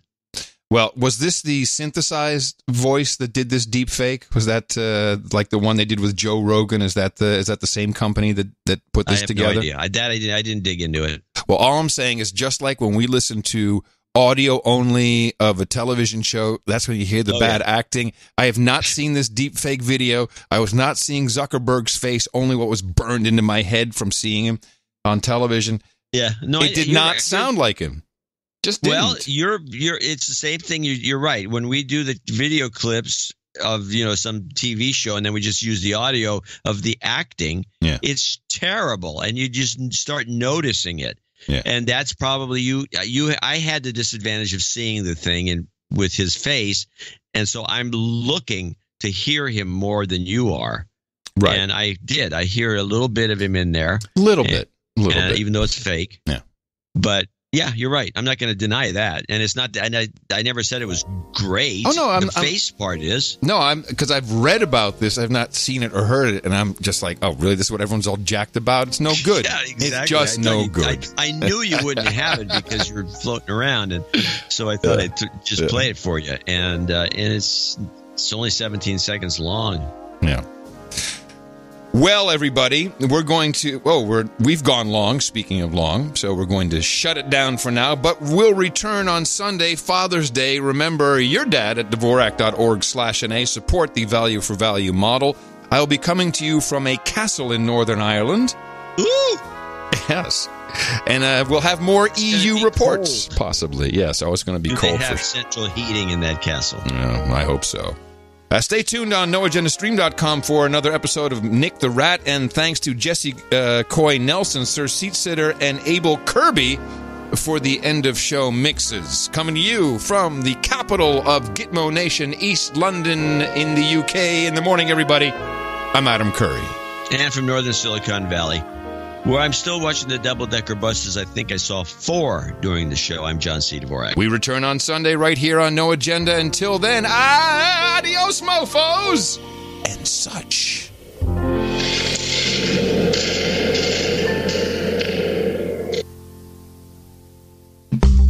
No Agenda meetups. It's like a party. They kicked me out of the partner program. None of my videos receive any kind of monetization anymore at all. There's no monetization. There's nothing. None of them get monetized. When you are with me, what can I do? I I felt that we could soar, but now you are gone. I have no idea what I'm supposed to do next. Why did you close the door? Demonetized, demonetized, demonetized, demonetized. But that's not going to stop the fact that I've lost 90% of my income. That's not going to stop the fact that I literally can't make a living anymore, even though I have a degree. I thought it was forever. I was valedictorian in college. I guess it just was lies. How can I earn my living? I'm YouTube lawyer Ian Corzine, and I'm a creator too. Can't you hear my cries? Demonetized, demonetized, demonetized, demonetized. If your revenue is derived from advertising, which I think most people who are YouTube creators are Zoomers and millennials who hate advertising, don't give a crap about it, and they just forget that the check you see is from the advertising that shows up. And if you're going to do anything that is adverse to that, then the ads will stop. It's how simple is this to understand?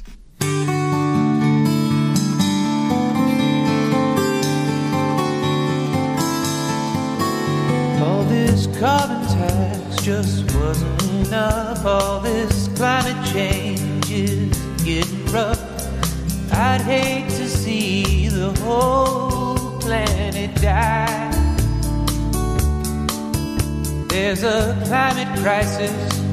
You've been warned. You've had an impact just by being born.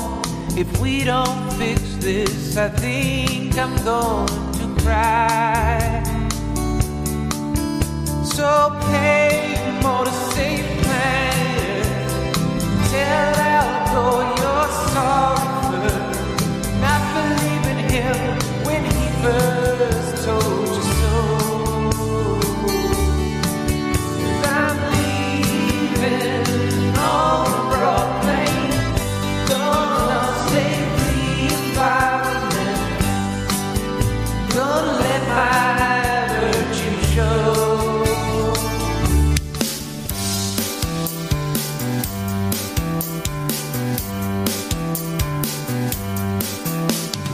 Way on the other side of the brunch bar, deep in the gentrified city of Austin, I met a young girl walking her two dogs, a black Irish setter and miniature dachshund. Standing by the corner in a Parker hip teak blouse, she was lost 'cause her iPhone battery died. I showed her how to find the way to the coffee house. She was swiping right, and so was I.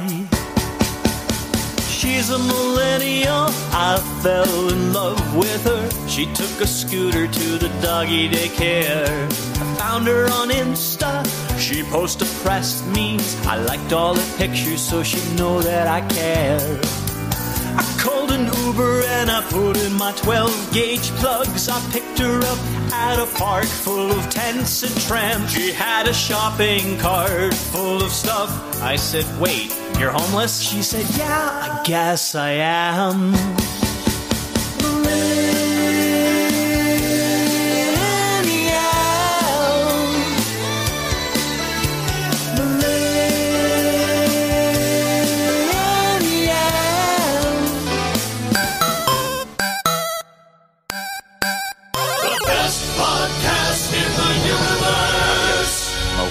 Dvorak.org/NA.